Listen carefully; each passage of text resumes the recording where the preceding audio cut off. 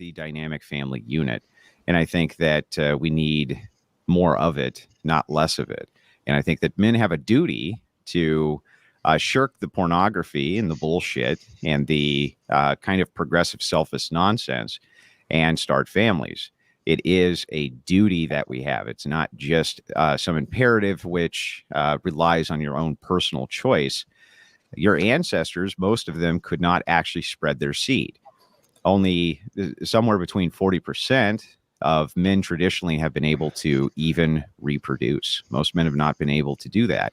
That's why men have almost twice as many female ancestors as they do male ancestors. So now when you have kind of the perfect arrangement which has come up, where you have an almost perfect equilibrium in the population between men and women, you can actually have one wife per man, which, I mean, this is fantastic news for men, but seemingly within the what I call degen pickup artist arena, they seem to really shirk that off and push it away for sexual exploitation and for basically just selfish hedonism. And I think that should stop. And I think that that's not a masculine way to go about life. So the other thing is I want to bring this up kind of in the opening, which is feminism. So I would like to point out my wife for a moment. My wife has almost single-handedly changed the narrative throughout the entirety of YouTube politics and Twitch politics when it comes to feminism. Her research, her books, and her debates have now been adopted by academics globally. And her book seems to have become a must-read for people who are against feminism. When you kind of look at this, you start to understand that the reason she did this was because she had a duty to do so.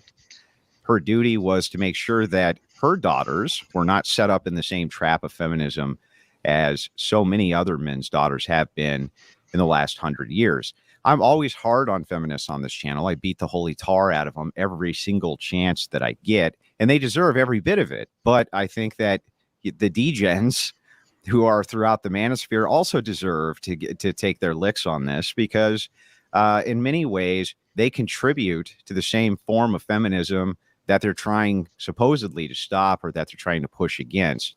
And I think that that basically all of them have a share in the modernity of what I call the great fucked up society, which is what we're living in right now.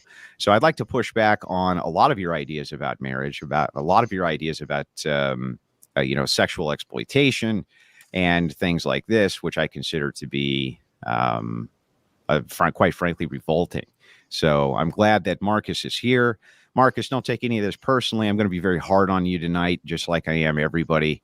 But that's just the way I am. And with that, I'll turn it over. Richy, you're up. Yeah, it wasn't quite clear. Like, I got both of those propositions, but so we're just gonna focus on the sex before marriage for now, and then we'll move on to the second one later. Okay. Man, now you're fucking me up because I had a whole nother thing. All right, that's all right. Generally speaking, the promiscuity before marriage, even outside of a Christian faith standard, it leads to almost effectively, so long as there are no contract laws in marriage, it leads to almost the same thing as polygamy in other societies. That is to say that a large percentage of the men, or rather a small percentage of the men, are getting the majority of the available sex. And what that leads to is societal dysfunction. You have a large percentage of men, maybe 30% of them, that are totally sexless, have no prospects for marriage, etc. This is one of the reasons that polygamy is effectively banned in most Western society. It's sort of like teetering in Utah. It's like sort of a misdemeanor now because of the Mormons, But by and large, in Western societies, polygamy is banned because of this outcome. When you have a huge percentage of the population of young men with testosterone and angst without an outlet to no prospects whatsoever to obtain sex or women or marriage, they do violent things. They get increasingly desperate. It's totally societally destabilizing. And Yeah, I mean, just if we're talking strictly about marriage, I think that's probably the number one point that I'd stick on. Okay. Do you want to go first, Marcus, or do you want me to do it? You go, man. Cool.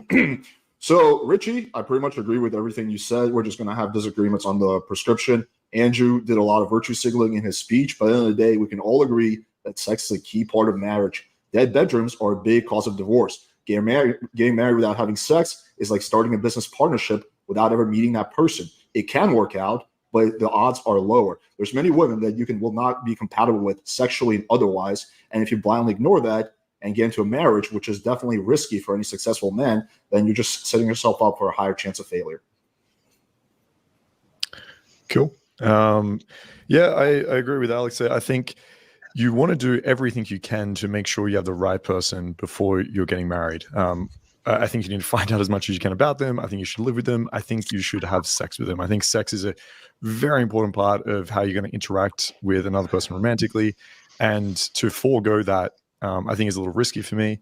In terms of what Richie was saying, I would argue a little bit here in terms of, I think if you do have a society with a lot of casual sex, opposed to just having a society where everyone is monogamous, I think you're still going to have a percentage of men that are just clueless with women, having bad relationships and bad marriages. So I think actually encouraging people to learn to be in relationships, to learn to have better sex, to learn to interact with their partner in better ways is what's going to help that, as opposed to just say, all right, everyone, you need to partner up. Cool. All right, so we can get into the open panel portion of it. Ashley, we all trust you, so moderate. Step in when you see necessary. I guess I'll start with this, Richie, because you well, I'd like to push back if you don't mind. I haven't even heard anything yet. Yeah, but you did in your opening statement. You talked about sexual compatibility, and that's bullshit. So let's start with sexual compatibility, where you start off in this debate saying that you think that that's extremely important, but you negate to express that sexual compatibility with a partner grows over time, regardless of if you've had sex with them before you got married. So when you talk about sexual compatibility, that's something which increases over time anyway. You don't have to go and take the woman's virginity before you marry her in order to have a successful marriage. In fact, the stats say otherwise, don't they, Alex? The stats say that if you marry a virgin, your marriage actually turns out to be pretty good most of the time. So sexual compatibility builds with two people over time. It's not just, oh, well, I must fuck her, because if I don't, there's just no way for me to know that I'll be sexually compatible with a woman. By the way, you're sexually compatible with almost all women. Okay, almost all men are sexually compatible with almost all women. The plumbing is universalized, Alex. Okay, let me respond to everything you said. So there's some half truths in what you're saying, all right? That yes, you can build sexual compatibility over time, but if you're really not sexually compatible, you need a solid foundation to build on. So if a girl is super into like kinky BDSM roleplay and you're super vanilla, you're probably not gonna find a middle ground. There needs to be that compatibility. There needs to be that chemistry. In terms of the second thing you said about divorce, when you actually look into the data, it does seem that for women, having more sexual partners increases her chance of divorce. But for men, having more sexual partners does not change your risk for divorce. Yeah, but it's a good thing that marriage has two people in it, huh, Alex? Men and women. So the stats apply to both of them. And if the stats apply negatively to one, then they apply negatively to both. That's why. Because we're giving advice to men, not to women. Yeah, well, but the advice to men is still going to focus around, if they're married, the same advice you'd give to women, because a marriage takes a man and a woman, last time I checked, Alex. So that's the first thing. And then the second thing, when you're talking about, again, sexual compatibility, if this is all porn degen brain coming out of your mouth, well, what if I'm into kinky shit? Well, if you weren't inundated with pornography being directly beamed into your fucking skull 24 hours a day, likely you would not be into all that BDSM shit. This seems like someone who's never really had good sex thinking that he knows a lot about sex. Oh, gee, that's a great burn. Hey, great burn. Yeah, sounds like somebody who hasn't had a lot of sex. Alex, sweet. The idea Alex, that stop. like there's no such thing as sexual compatibility. I know that you're a degen, so we have to do this. I'll just do it right off the bat. I've had sex almost every day of my life for 16 fucking years straight, including before marriage. Well, in my particular case, yes, I did. But so what? So it doesn't make me a hypocrite to say that I was a recovering drug addict and so then advocate against drugs, Alex. That makes no sense. It's a bad argument. It's a stupid argument. I don't know where you came up with it. Well, it seems like you want your cake and eat it too. So it's like, okay, I want to enjoy myself. Just like the before I get married. recovering drug addict. I'm gonna fuck all these girls. But now that I'm married, I'm just gonna say other guys shouldn't do it. Okay, Well, but can I that ask you, Alex? again, that's the same argument you would use against the recovering drug addict. You'd be like, "Well, you want your cake and eat it too. You got to go out No, and have because all the fun with the cocaine. How come drugs- I can't go have all the fun with the cocaine too? Because the person who was the former cocaine addict says because it's bad. You fuck. That's why. Well, yeah, drugs have a negative impact on your life physically. So does premarital sex. How? And there's no doubt that that's true. Well, we can go over all of them. We've already discussed STD rates. When you're talking about STDs, these are things which you just shrug off and pretend they don't even exist. Yes, that they're no big deal. Andrew, there's things called condoms. You put them on your dick, and they prevent you from getting STDs. They're not 100% effective. That's the one thing. And you yourself have admitted that you've contracted STDs, even though you wear condoms. Well, this was before I started wearing condoms. This was when I was like in my mid-20s. Oh, right. Just post that. No, so no guys are getting work, bro. Yeah, right. No guys are getting any STDs, even though even though they're wearing condoms. Do you think that now, right now, is STDs? It's really rare that someone puts a condom on properly and then they still get an STD. That's okay, Alex. Not as much chance of that as you do by getting hit by a car. Okay, Alex. You're going to drive to work, even though there's a chance a drunk driver can kill you. I'll demonstrate this. You're going to wear a seatbelt to I'll just demonstrate it. You're not going to drink. You're going to take reasonable precautions. But if you're someone who's really paranoid, you could also get an STD test before you have sex. I'll demonstrate it, Alex. If you can right now, would you say that STDs are on the rise or on the decline?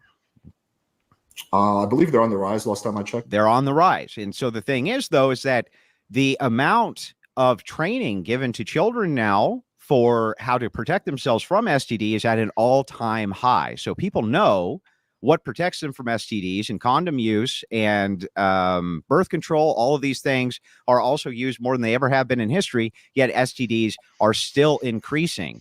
So okay. People know that exercise is more important than ever. We have enough information on that. Yeah, most of the country doesn't exercise. We know bad food isn't good for you. Yet a lot of people eat fast food. And the problem is that most of those guys, they're just not wearing the condoms, right? You can give people all the information in the world, but if you're not going to utilize that information, it's not going to help them, right? You can talk about any kind of epidemic, STDs, drug use, obesity, all of that is on the rise, even though we have more information than ever. I think that's a bit of a symptom of pornography, basically. Like why is it acceptable to have having all these multiple partners? Increasingly, you have young women doing OnlyFans, doing like hyper degraded things because that's what gets them attention. But you had said earlier, it's like I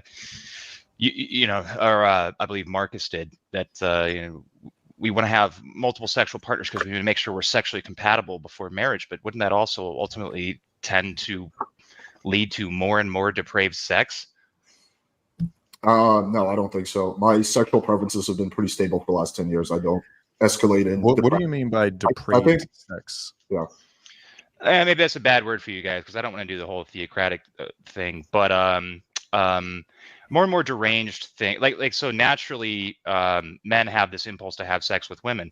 Men don't naturally have an impulse to have sex with their anuses, for instance, right? But because it's like promoted and you got a girl that's into it, maybe you think that like it just. Oh, well, I don't know, because I this girl loves giving me hickeys on my left eyelid or like whatever it is, right? Like just it needs to have more and more of a sensationalist appeal because your ultimate goal effectively is hedonism. The pleasure that you are obtaining is the goal. Richie, but you would agree that people hundreds of years ago had kinks, right? Or you would disagree with that? Where do you think these kinks come from? Not to the same degree. We know for sure what pornography, Markus, does to your brain. We know that it desensitizes you just like exposure to violence does.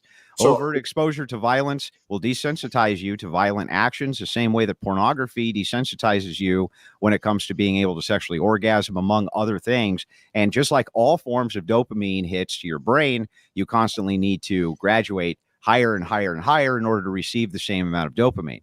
Men were not reporting sexual dissatisfactions or women at the same exact rates, not even close, since this data has been being compiled. Pornography is definitely a problem. It rewires your brain. We all agree with you. I think we can all agree that watching a shit ton of porn is going to degrade your sex life. I think we all agree with that. I don't think that those that are having premarital sex are watching less or more porn. I don't see the correlation there. If we can all agree that if we could all agree that wait a second. Hang on. I'm sorry, Rich. I don't mean to cut in, but you're good. But I'm going. I just want to know, because your argument, Alex, was indeed that sexual compatibility was that's the most important thing. It's necessary. Markus says the same thing. I never said it's the most important thing. Okay, you said that sexual compatibility is indeed important. Okay, at least it's important. Okay, so the thing is, man, is if we're looking at that, and your idea, which Alex said, is what if you have a different kink than that chick over there? Well, these kinks and this type of thing, that is probably something which comes from pornography. If you're not exposed, exposed to those things pre-pornography, how the fuck would you even know that they're a kink of yours? Makes no sense, bro. You're making strawman arguments. No one here is advocating for porn. We agree. I think we would agree that some of that stuff is fueled by pornography. But there's a big difference between watching a shitload of porn and having sex with your partner. They're not the same thing. You're not listening to me. Now, I didn't make a strawman argument. Do you believe that people had kinks before porn? Of course, but so what? So that's what we're saying. Regardless of porn or not, people are going to have kinks. They're going to have preferences, even if it's not. What about the rates, even if it's not preferences, right? What about the rates? But that's not. No one's arguing with you against that. It's a little bit of a red herring. Like, let's say it's not a red herring. It is, because we're all agreeing with you that porn is fucking shit up in general. But but not really, because your sexual compatibility argument is to say you're putting the cart before the horse. You're saying, listen, what if you have all these weird, funky fucking kinks, and most of the time you wouldn't even know that those kinks existed if you didn't have access to the pornography showing you those things to begin with. I think, precisely. Like, imagine like there was like a town harlot in Rome that was like running around licking people's buttholes, and everybody. Well, first of all, they did all kinds of they did all kinds of fucked up shit in Rome and Greece. They were fucking like little right. Just as an example, right? Like, I don't know, maybe there's a town harlot, or like an oracle told them that, whatever. I mean, right? I think they were doing more fucked up shit in like ancient Greece than we do now. But yeah, I understand. I don't think that the average person was actually doing mega fucked up shit, because a man's sexual drive that they were made love to. A man's sexual drive is inherent in his biology. It's something that we were gifted and cursed with. Like, that's how we make babies, right? It's what makes us. It's what motivates us to do the right thing. Like, it's in our DNA. Licking buttholes is not. All right. Like, that's something that somebody was like got into and like told other people about. Like, Ashley begs to disagree. Yeah, I don't think you can really prove that there weren't kinks before porn. I agree that, sure, if people are watching a lot of porn, maybe they discover a little bit better what they like. Maybe it accelerates and they need a high level of the extremity of what they're doing. But to suggest that sexual compatibility wasn't an issue before porn, I think is crazy. I think even if you take vanilla people, you will find that they say they have bad sex with another vanilla person. Even if you take kink out of that completely, right? Some people just aren't compatible sexually. Like, I will still stand by that kink obviously adds to that. And if you're super kinky, it's going to be harder to find compatibility. But to suggest that everyone is compatible with everyone else, and the only reason they're not is because porn came about, I think is like ridiculous. Well, then, Markus, why don't you explain to me, if sexual compatibility was such an issue, how come the divorce rates were pretty much non-existent inside of this nation for about 200 years? Religion, social stigma. Yeah, exactly. I think so. I guess sexual compatibility was not such a highly important thing in comparison to your religious convictions or duties. But a lot of those people were unhappily married. That's the thing. Exactly. Prove it. Prove that they were unhappily married. You son of a bitch. You have no evidence for that. Prove that they were happily married. It's your assertion. It's your assertion. It's your assertion. You have to prove it. In the 60s or 50s, there's an epidemic of a bunch of housewives taking insane amounts of drugs because they're so depressed. No, there wasn't an epidemic of it. That's a lie. There's an epidemic of it now. There is now. Yeah, there sure is. But that's the question. Let Markus answer the question, please. Thanks. Yeah. So what you're telling me essentially is the only difference between now and I think you said 200 years ago or whenever it was, the only difference is that people are having premarital sex, and that's why everything is fucked up now. Is that what you're trying to say? This is one of those like Kathy moments with Jordan Peterson. And even though I hate that Spurg, you're just trying to rephrase what it was that I was saying. What I'm saying is that there are many factors, but pornography absolutely accelerates them. But when you're considering, I mean, we would have to make this a way longer debate to talk about women's rights and all this stuff and like how it's like sort of been subverted. But I'm really more strictly concerned with with the prevalence or the acceptance of casual flings of sexual intercourse before marriage, the body counts. So for instance, the marriage rates in 1980, according to the U.S. Census Bureau, 60% of women were married at least one time, or they had their first marriage by the time they were 23. In 2015, almost a decade ago, this is before OnlyFans, it was 31 before they were first married. That's not even like children. That's like married, right? This is, if you both agree that marriage is conducive to raising healthy children, we have a lot more going on than just the pornography. Like, this sex before marriage thing is a really big deal. Well, Richie, you're actually agreeing with us. You're saying there's a lot more to it than pornography, and I agree. I would pose this hypothetical. Let's say Nobody you take, disagreed, but this was the point of contention. let's say we take a man and a woman. Neither one of them watches porn, and the man is into some real fucking kinky shit. He just likes to be super dominant. He likes to be violent, or not sexually violent, whatever. And the girl is super vanilla. She just likes to lay there and do nothing. Do you think those two are going to work out? Do you think that's First common? of all, yeah, that is actually fairly common. Yeah. First of all, vanilla was actually an extravagant This is another flavor. assertion. This is another assertion without evidence. Show me that it's common. Well, I must have anecdotal evidence, but yeah. Also, right. So you have no fucking evidence. You have no evidence. Here's empirical evidence. When they poll people who get divorced and they ask what's the cause of divorce, they say sexual issues were like, I think top 3 or top 4, something. They're high up on the list. Yes, but the sexual issues that they're talking about are degradation due to other aspects of marital problems, which is why it's low on the list. Yes, in the in the polling for these things, when they're discussing them, they do indeed discuss that aspect of it. And most of the time, when they're talking about sexual degradation in marriage over time, it's a relationship between other stress factor issues within the marriage that leads to sexual dysfunction or cold bed or things like this. It's not a correlate. And here's why. Well, yeah, right? Men and women really like to have sex. You might not know this, but they really like to have sex. Okay.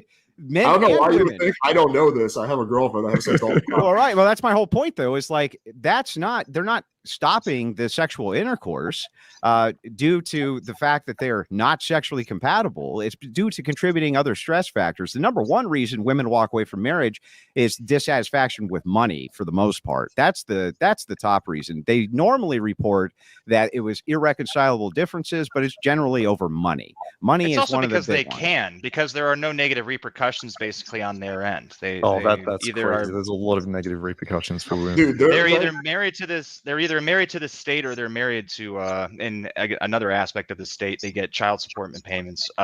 So the ramifications, the negative ramifications of a woman getting married are much less on the woman and on the family of the woman, which is sort of why this behavior is so acceptable nowadays. We can agree that it's less. Sorry, we can agree that it's less compared to the man. We might agree with that, but to suggest that it's so small that it doesn't really matter and she will just get like divorced willy-nilly and married again and it doesn't matter, I think that's crazy. I think women that are getting married, it is a huge negative if they end up getting divorced, right? Is it as huge of a negative? Why are 80% of them as huge? Exactly. Why are they always initiated by women? They're basically always initiated by women. I can answer that. There's multiple reasons, right? One, I think, is that women typically have to go for the divorce. Men can kind of sit around, but if women have kids and they need the child support, there's feedback going on in my ear. Yeah, actually, I'm getting the same. And I think it's from maybe Richie. Richie, mute yourself real quick and let's see if it's from you. Okay, let me mute myself. Sometimes I'm on. Nope, it's not you. Hang on. Marcus, say something. Yeah, I'm still getting it. Yeah, I'm still getting it too. Alex, you try muting yourself now. It's good on my end, but I'll try. Hang on. All right. Testing. I don't hear anything now. Yeah, I don't hear it now. It's on my end. Yeah, this always happens with the microphone. Let me see. Let me really quickly fix this, if I can. Audio reduce. Sorry, Marcus, I didn't mean to cut you off, but that's super annoying. Yeah, it always does this. I'll have to switch back to my regular audio, in which I'll be quiet. Okay, I'll make it work. Okay, I'll have to. Yeah, you sound fine. You sound fine. But right, I'm still getting a test. Alex, say something. Yo, what's up? Yeah, no feedback loop now. We're good. Okay. Yeah, I just have to go with my computer mic, which is a lot quieter. So I'm gonna just try to adjust and turn myself all the way up and turn you guys like 20% down, so it's more even. You don't need to turn yourself up. You sound fine. It's the same audio level because we were doing the text. Same audio level. Okay. It's Now it's pretty much the same, yeah, to me. Okay, cool. All right. No worries. All right. So as I was saying, if women are initiating 80% of the time, which I haven't seen that stat, so I don't know how accurate it is, but let's assume it is, that doesn't indicate that they are better off or it's really easy for them just to divorce willy-nilly. I think it's probably easier for them or it's more beneficial for them compared to a man, but not compared to themselves being in a marriage. I think they're probably happier being in a marriage at first. And so I think that's the first thing. The second thing is the reason it's probably a little bit higher is that if you do split, women need to get a divorce for that child support, right? Whereas men can kind of just sit around and it's not a big issue or not a big rush for them. So I think that's probably the biggest reason it's happening. But either way, even if we do, like, I kind of do agree with you that it's a lot easier for a woman to get a divorce than a man. I still don't think there's a huge initiative for women and a huge incentive for them to be like, you know what, I think I'm just going to be happier marrying than divorce next year and marry again and divorce. I think that's crazy. Marcus, remember what I said when we did our call about the redirecting? Wait a second. So Alex, debates and conversations evolve. So anyway, back to what Marcus was saying. And by the way, we didn't redirect anything. This is a direct line of inquiry. So Marcus, nobody said or nobody was even discussing which sex it's easier for to get a divorce. We're discussing whether or not one sex is penalized over the other once a divorce is initiated. In this particular case, it does appear that men are much more heavily penalized than women for the initiation of a divorce. Yeah, I agree. We all agree. Yeah, So how's that? So hang on. So how's that not an incentive for them to get a divorce? Then it's not an incentive. Okay, so if say we have a business agreement, right, between me and Alex from Playing with Fire, right, and maybe if I end that agreement, he will lose $2 million and I will lose $10 million, right? Mm-hmm. It's going to be much worse for me. But at the end of the day, Alex doesn't want to lose $2 million either. So he's not going to do that. He's not going to break up from that agreement, essentially. So even though I'm much more, even does that make sense? What if the business? No, it doesn't make any sense. I want to redirect back to what. Well, that's nice that you want to redirect back. We're having a conversation. We're talking about I want to ask. No, I'm talking to Marcus about this. Wait, hang on. We're talking about premarital sex. Richie You're not the moderator, dude. Richie had a point. No, but we initially said we were going to talk about premarital sex. Richie had a and Marcus's all right. Okay, but in Marcus's hypothetical, what if the relationship was more something like this?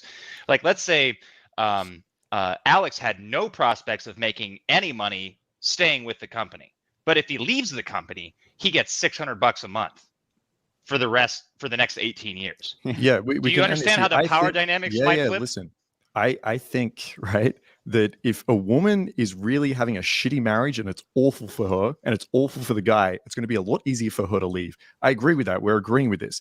I'm just not agreeing with the premise that it's really easy and really beneficial for a girl to leave, that she's so incentivized that if she's in a happy marriage, she's going to be like, hey, you know what? Being divorced might be more fun. Let's do that. I don't think that's what's going on. That's all I'm saying. There are literally families, like, this is called welfare queens, right? And it's like, you're not supposed to say that, but this is what they do. So the government will literally incentivize women to have sex and have children with multiple different men. And for each man that can't pay for the child support, they get a check each month. Okay.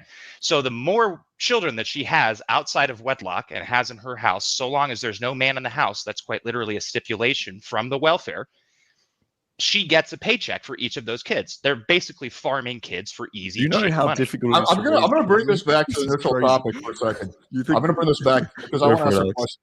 I want to bring this back. You ever been in the hood? That's dude? fine, Like, Alex. We're not allowed to. We're not allowed to discuss this topic. I get it. You can talk about it, but I don't know why you're so determined to avoid the main topic of conversation. We're not avoiding anything. Well, this is directly in line with marriage. What does marriage mean? You're not talking about economics. Like, we're talking about premarital sex. My question is this: for Richie and Andrew, what exactly is the downside for a man to have premarital sex? There's many downsides. Okay. So the number one downside. Well, go ahead. You go ahead. So the first downside for a man to have premarital sex, of course, is STDs. Now you can point and say, but wait a second, some of these things are avoidable, right? Some of these issues are avoidable because, in modernity we have condoms and prophylactics and things like this. But this was not always the case. And when we look at that, we understand that the societies which promoted away from promiscuous sexual intercourse, especially with men, had much more virtuous societies. Every single time a man is out there having sex with a woman, he's actually devaluing the woman. You know that this is true. Both of you, and I went and checked Markus's work out too, claim that the more sexual partners a woman has, the more devalued that woman is in the marketplace to men. Okay, so if that's true, then that means every time a man is out there banging a chick, he's actually devaluing the chick under your logic, right? So that would be bad for society. Just by itself, that would be bad for society. So you have a duty. You have a duty to greater society. Let me respond to the first point. So when they actually did studies on this, they looked at STD rates between single men and married men. They found them to be basically the same. And the reason for this is because married people are having sex without condoms, right, with their wife, generally speaking. And if their partner cheats on them, right, then the chance of them getting STD is much higher. Versus typically single men are more likely to wear condoms. So the STD rates is the same for married and single men. So your first point is mute. Now it's the not second true. Point, show me the data. Pull it over. Do you want to see the study? Yeah, especially considering I have a counter study from Healthline, where Healthline talks specifically about what are called pleasure. Let Alex finish this point. We can pull the studies up. I want to stay on this point. I'll pull up the study while Markus can go back and forth on this. Give me like 2 minutes. I'll pull it up. Yeah, sure. I would say, given your point of devaluing women by having sex with them, right? This is assuming that everyone is being honest, right? So if a guy says, hey, how many sexual partners have you had? And the girl's like, oh, 200. Then I think a lot of guys are going to consider that a red flag and not want to be with this girl. And in that sense, you could argue that she's less attractive or devalued in your words. But the truth of the situation is that if a guy says, how many people have you slept with? And the girl is going to think that the guy is going to judge her for that, then they're simply going to lie about it, right? They're going to say, oh, 3, 4, like whatever a low number they think the guy will like. So you're basically what about just reputation? the data. This is the only right. Yeah, but what about two things? First, let's talk about reputation, which you do accrue reputation through promiscuity. There's no doubt that that's true. Women always accrue negative reputation through promiscuity. They're known as sluts, skanks, et cetera, et cetera, et cetera. Not only that, though, let's move on to the second point. Which is this doesn't actually address whether or not he devalues the woman, the more sexual partners that she has, which you are now making the argument that it does. No, he's not. He is. If he says it's a red flag. Let me ask you this. If there's a girl that goes around, hooks up with every guy at the club, by hooks up, I mean kiss, but she doesn't have sex with any of them, right? Mm-hmm. She makes out with everyone at college. She has her tits out half the time, but guess what? She doesn't have sex with anyone, right? But then there's one girl that doesn't do any of that, sleeps with 2 guys. Who do you think is viewed more negatively in this situation? Okay, so I want to make sure I repeat the question back so I don't get it wrong. You're asking if a chick is promiscuous, if she acts in a promiscuous way, do you think that she's going to gain the reputation of being a promiscuous woman? Is that essentially the question? I'm saying, what would you consider more devaluing for the woman? I think promiscuity in general is devaluing to a woman, but the more amount of sexual partners that they have, that adds to the promiscuity problem and devalues them further. You seem to agree with this because if you state that a woman has 200 partners creates a red flag for a man, then this means the more partners that she has to reach whatever that threshold is, the less value she has in the day before she had sex with that new man. Yeah, I'm saying 200 for sure. I'd also consider 0 when a girl's like 25 years old, also a red flag. Why?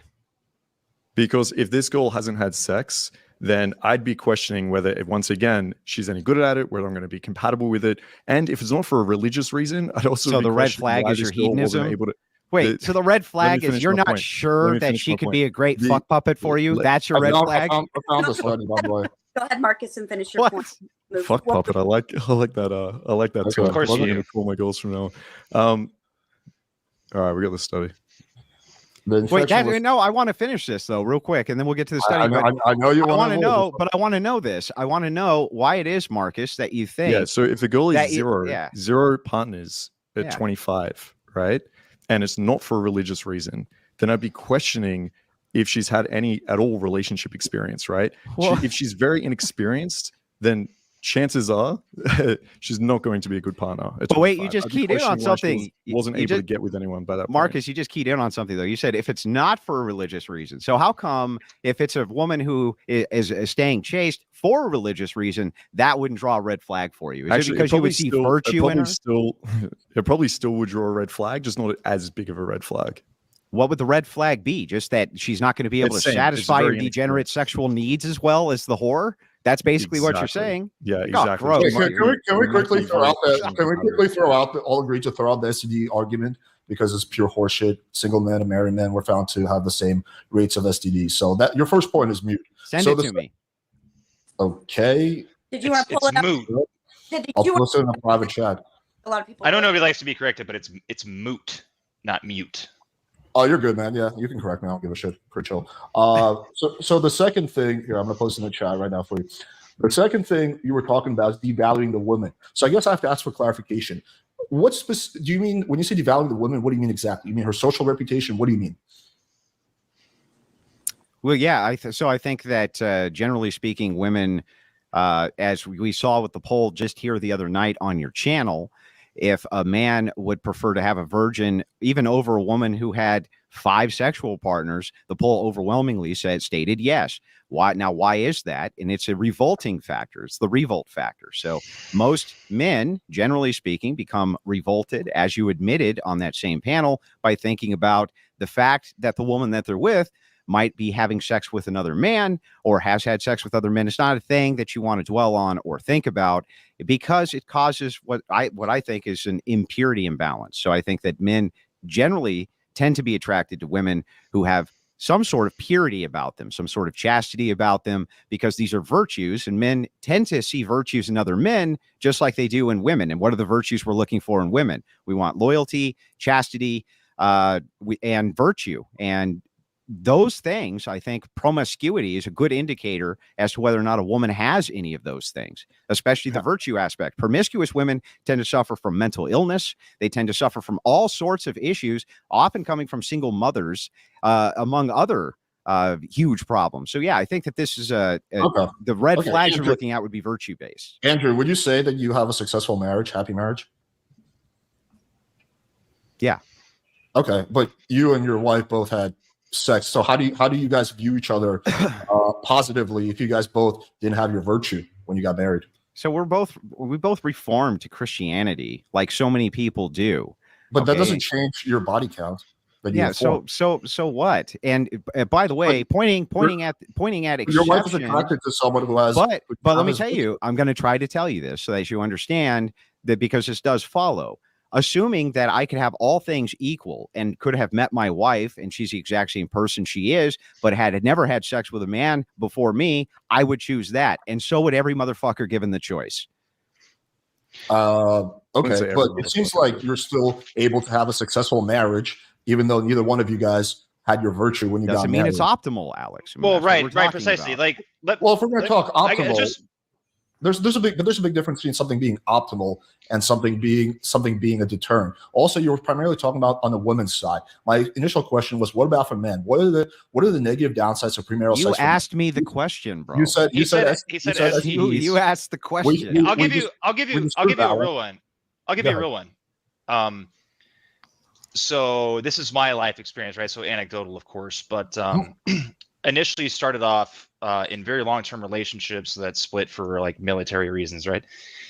And after that, I sort of got jaded and became agnostic and just became one of you guys, right? And I was just smashing anything that past me, and I'll tell you what it leads to. It leads to zero fulfillment, basically. Like if your life is surrounded by satisfying your own carnal pleasures, you become hollowed out inside it. I don't care if you're religious or not. You eventually become very jaded about how the world works, about how women function.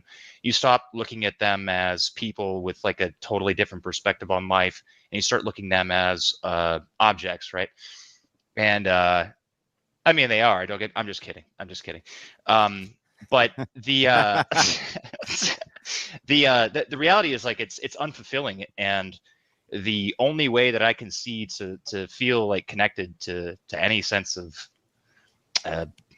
I don't want to do the theologic thing, but any like soul, right? Like I'm doing the right thing. I have a purpose in life is really like serving other people. And you're not serving other people by constantly just finding the next hot piece of ass to smash.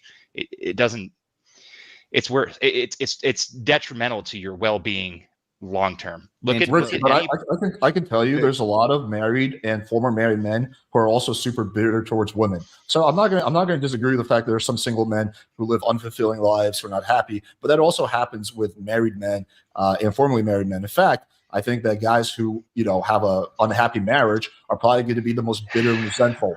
Right, but this is like the Naxalt argument, right? Like not all X are like that. Right. It's like, okay, what are the the outliers here? Yeah, well, right. let's not focus on the outliers then for a second, right?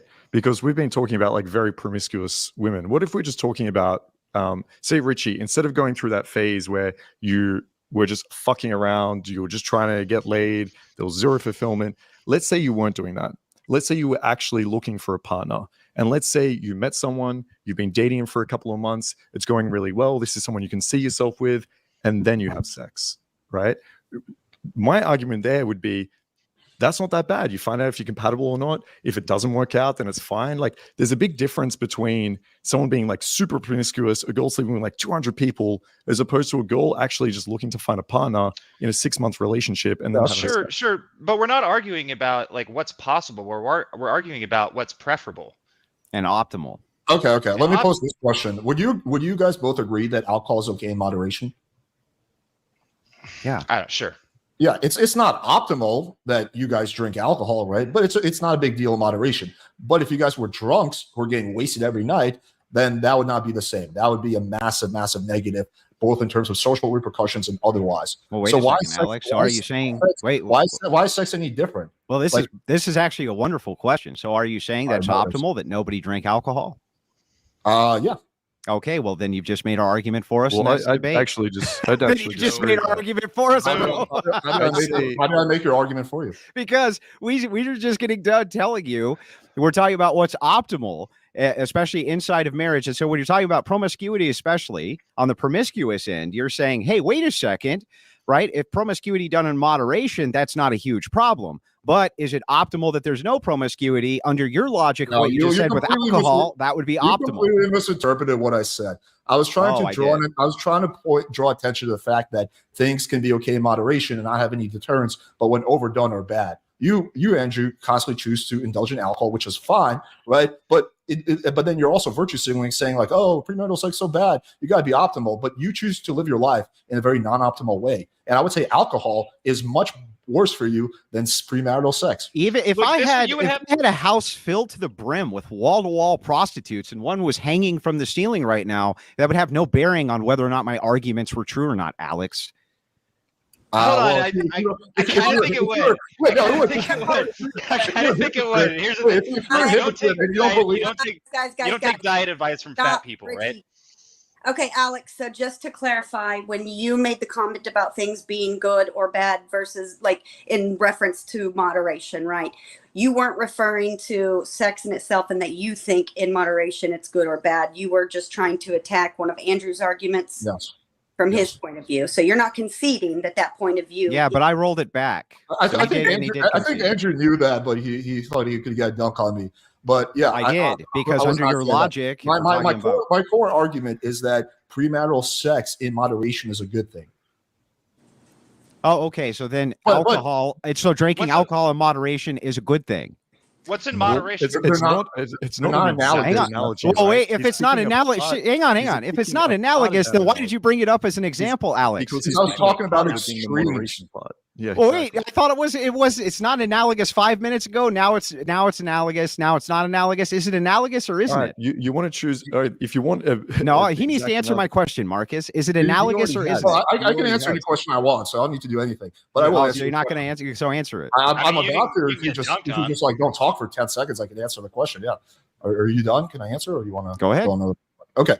So the point I was trying to make is about how things that are in moderation not have a social deterrent effect, right? So for you, drinking in moderation does not have a social deterrent effect. However, alcohol has negative physical qualities, which makes it better that you don't drink. Sex in moderation doesn't have a negative social negative effect. In extremes, if your body count, if your body count is like 300, then yes, I will agree that there's a negative social effect. But in moderation, it does not, similar to alcohol. However, sex doesn't have any negative physical issues. Hence, the second part of that doesn't apply. Do you understand? So I just want to make sure I get this clear. Okay. When you brought up the example of alcohol and you said to me, Andrew, if you drink alcohol to excess, is that a problem? And I said, yes. And Richy said, yes. Okay. And then you said, what about moderation? We said, no. And you said, so the same thing happens with sex. I asked you, okay, well, then is it optimal to have no alcohol? You said, yes. So if it's analogous to that, then my counterexample is also analogous, and you are conceding that it would be optimal then. Do you understand that? I am absolutely 100% not conceding that. I don't know if you're doing this on purpose or not, and maybe I'm not explaining myself correctly. I am doing it on purpose. It's good for you. I was purely talking about social repercussions, social image. With alcohol in any amount is bad for you physically. Sex is not bad for you physically. Alcohol in any amount is not bad for you physically. That's a lie. Okay, I completely disagree with you on that. But the whole point of an analogy is that you're comparing one part of it, not saying that it's the exact same thing. Yeah, I'm not saying everything's alcohol, and then instead of talking about the analogies are a bad you're talking argument. about the health effects. Well, you can't bring something up, and then when I give you the counterexample to the thing you considered analogous 2 seconds ago, and then turn it around on you, saying it's no longer analogous. That's absurd. Okay, so there's multiple. Oh my God, this is so crazy. There's multiple. On this point, though, that's why I want a clarification from you, Alex, and then Andrew clarified. I will say that I kind of agree with Andrew on this one from a moderating standpoint. Like, you did bring up an example, he did counter that example right back, and that's the way it. That's fine, but again, I'm talking only about social repercussions in that. Maybe I should have specified that. But yeah, I'm talking about social repercussions. The difference between alcohol and sex, once again, is one of them has a physical negative effect and one of them doesn't, which is why it's different for alcohol, unless you're Andrew who doesn't think alcohol is bad for you. Alcohol does in any amount is not optimal, versus sex is different because there's no negative physical side effects. In fact, it is a good form of cardio, so you can make an argument that's positive. So that is the difference for like the 25th time. So then are we going to state then that actually using alcohol as a comparative to promiscuity is not analogous, so we can just move on from the point?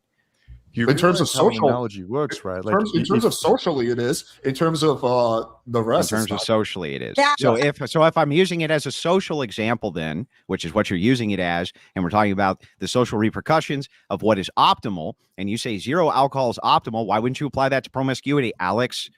Because I've explained to you like 20 million times, because one of them has a physical downside and the other one doesn't. Alex, do you not understand? Let me try to explain this very simply. Okay. When it comes to certain things, small words. There can be, I will do my best. There can be physical and social negative outcomes that follow, right? With alcohol, in moderation, there is not a negative social effect that follows, right? But there's still a negative physical effect. In extreme, there's a negative social and physical effect. With sex, in extremes, there's a negative social effect. In moderation, there's no negative social effect, but sex does not have a negative physical effect. Hence why you cannot make the point that just because I say that no alcohol is optimal, no sex is optimal, because one of them is physically bad for you. One of them is not. Is that not clicking? Okay, so what your overall argument is, let me make sure I repeat it back to you. Please you're do. saying that when you're talking about alcohol, if you use alcohol in moderation, right, that there is still some physical downside to it, but there's just not any physical downside to having sex in moderation. Is that correct? Yes. Yeah, there is, but there is though. There's pregnancy, that can be a downside. Even having sex just one time can lead to that. There's STDs. Oh, we already stop. I just let you give your entire argument. STDs, but you're just going to repeat yourself. Alex, you didn't disprove my point. Even if I conceded to you on the STDs, it wouldn't disprove my point right now. So listen very closely. Listen. Yes, I can. Listen very closely. If it's not true, how would you use it? Bro, okay. I just let you talk. Are you going to let me respond or not? Well, yeah, just don't use things that we already disproved. Go ahead. Okay, you haven't disproven this. Okay, even if I conceded on the STD front, even if I So we- conceded on the STD front, it would not disprove this. So the So why are you talking short-term, about CP the then? short-term ramifications of sex, there are potential physical downsides that only needs to be proven true once. That's it. So, And okay, if now you that concede STDs, that then it's what else true are there?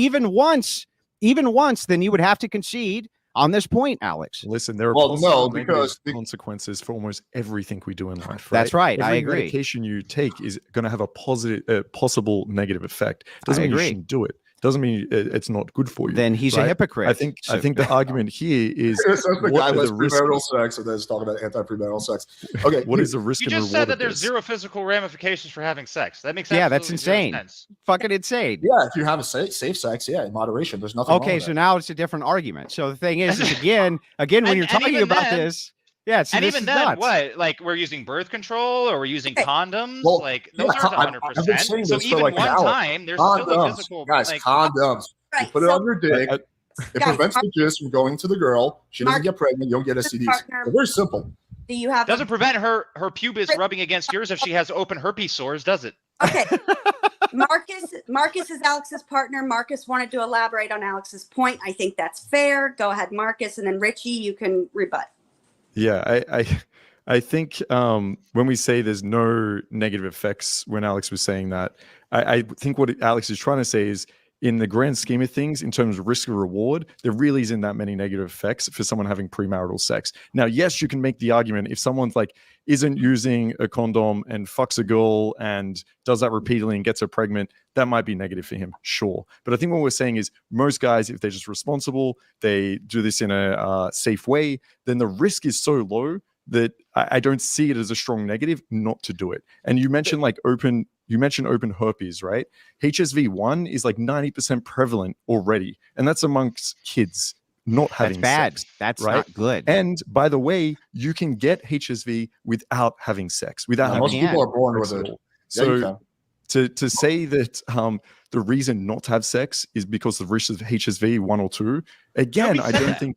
We didn't say that. It's straw man. Well, okay, well, what were you saying then? So, okay. So first of all, let me correct this because I must be looking at completely different numbers than you, Alex, because what I see is I said it, sorry. 3.5% STD rate married and a 20% STD rate single. That's what I see. That in a second, but Richie, you did specifically bring up herpes. Mark, How many different things? clarify what you brought up.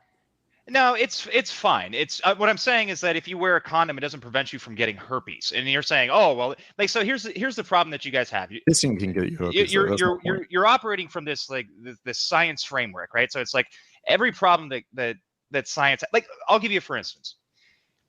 Do you think that marrying your cousin is a good idea? And I know this is out of left field. I'll bring it right back. I promise. Do you think that marrying your cousin is a good idea? Depends on if your cousin is hot or not, but generally no. What? Is that a serious answer? No, obviously I'm kidding. No, it's not a good idea to marry your cousin. How about you, Marcus? Do you think marrying your cousin is a good idea? Probably not. Even having sex, right? Probably a bad idea.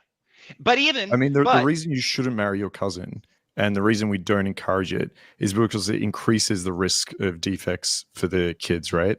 So yes, but what if we could negate all of those defects by, say, using science like birth control or condoms?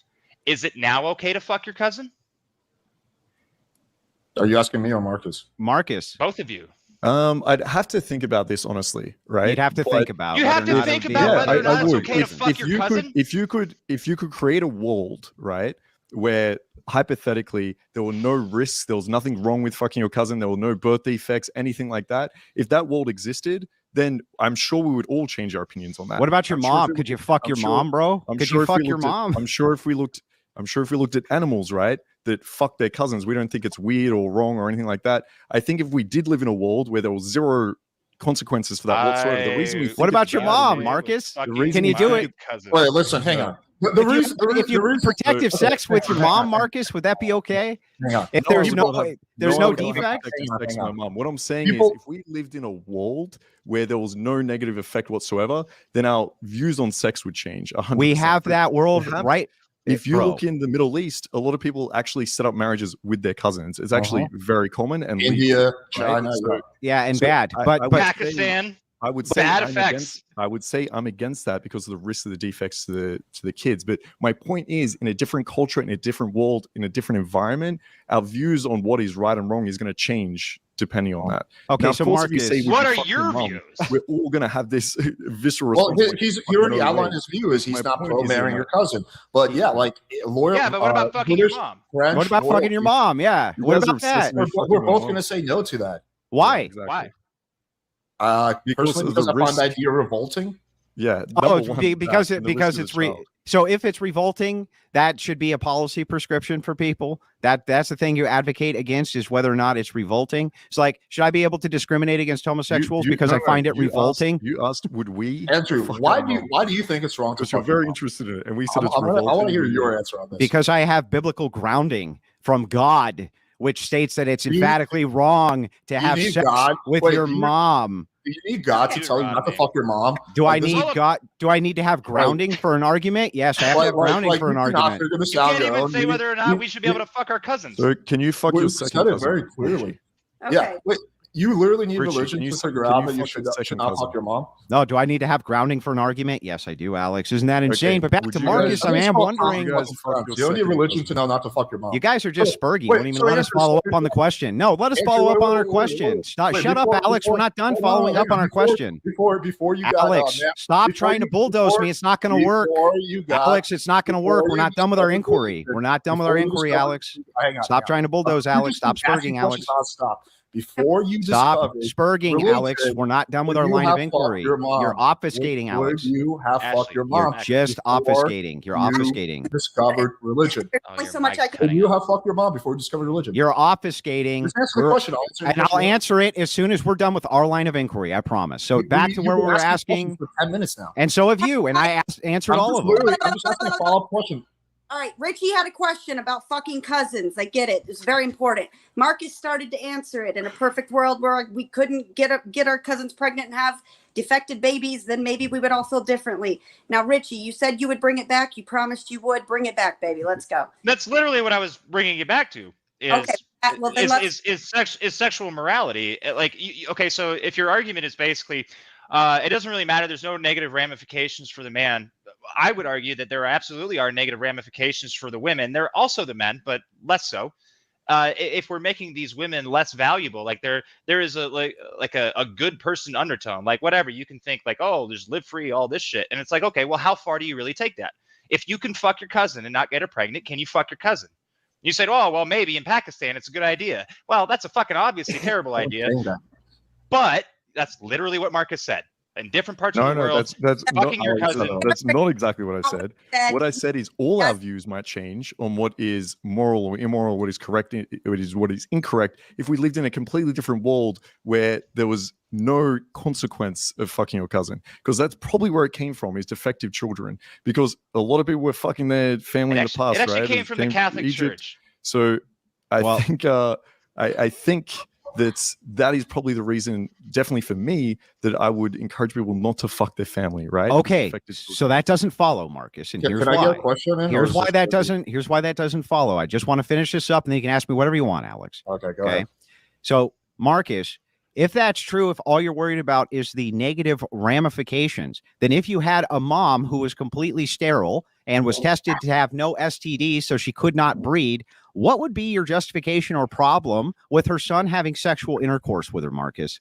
Because that is the world that you're envisioning right now, where you say that, hey, if these things weren't present, if these issues weren't present, and in that case they're not present, why would that be problematic from your worldview? I'm not envisioning a world where one parent couldn't, right? I'm not envisioning a world where, okay, right now we live in the exact same place, but hey, guess what, Andrew? Your mom can't have a baby, so go fuck her, right? I'm saying our moral decisions come from this world that we live in. So we lived in a completely different world where we'd fuck people by slapping hands like this, and that you could fuck family without any. You're not answering my question, you have like Marcus. 4 years. Then maybe we'd think differently. What's the problem with it from your worldview?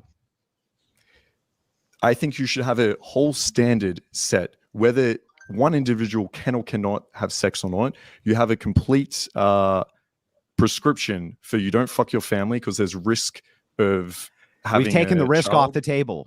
Ashley, can I get a question one in? person, not for everyone else. Well, why can't we finish our exchange and then you can get the I just question in? answered it for one This is Okay, person. directly so relevant. why is it those risks are off the table? That's Okay. okay. So that's why we say, right? Drugs, a lot of drugs are illegal. Yeah. So in Australia, you can't smoke weed. Now in America, you can. If I'm in Australia, I'm like, look, I'm responsible with my weed, right? I can smoke weed. There's no negative ramifications to me. I live a happy life. Weed actually helps me a little bit, right? That doesn't mean that I can do it. And that doesn't mean that I would say that I'm allowed to do it. So Yeah, in that the does- same that still sense doesn't- that if there's that- All right. This still does not answer the question, Marcus. Okay. I just answered your question. Maybe Alex can clarify. Yeah, first. I have a question that's very related to this. Andrew, before you discovered religion, you would have been open to fucking your mom? I've always been religious. Didn't you say that you were kind of you fucked a bunch of girls and then you kind of reconnected with God? Yeah, but even then, inside the framework of the religion that I had within Protestantism, they said no. That was Okay, not so appropriate. So Andrew, do you think if you didn't have religion, you would have been open to fucking your mom? Well, I think that there's also a secondary factor here, which is that there is a natural repellent inside of people when it comes to Which family is sex. exactly what I said. But hang on. Even if such a Exactly. thing, but even if such a thing does exist, that has nothing to do with the moral justification, Alex. You're not sure if it exists. Like you're like maybe it does, maybe it doesn't. Really? For in some people it does, and in some it doesn't. There's another. It doesn't What exist. percentage So- of people do you Well, think I'll it explain. I'll explain. There's another phenomenon which was coined. I'm trying to think of what the name is, but it's when mothers and sons have been departed, especially since birth.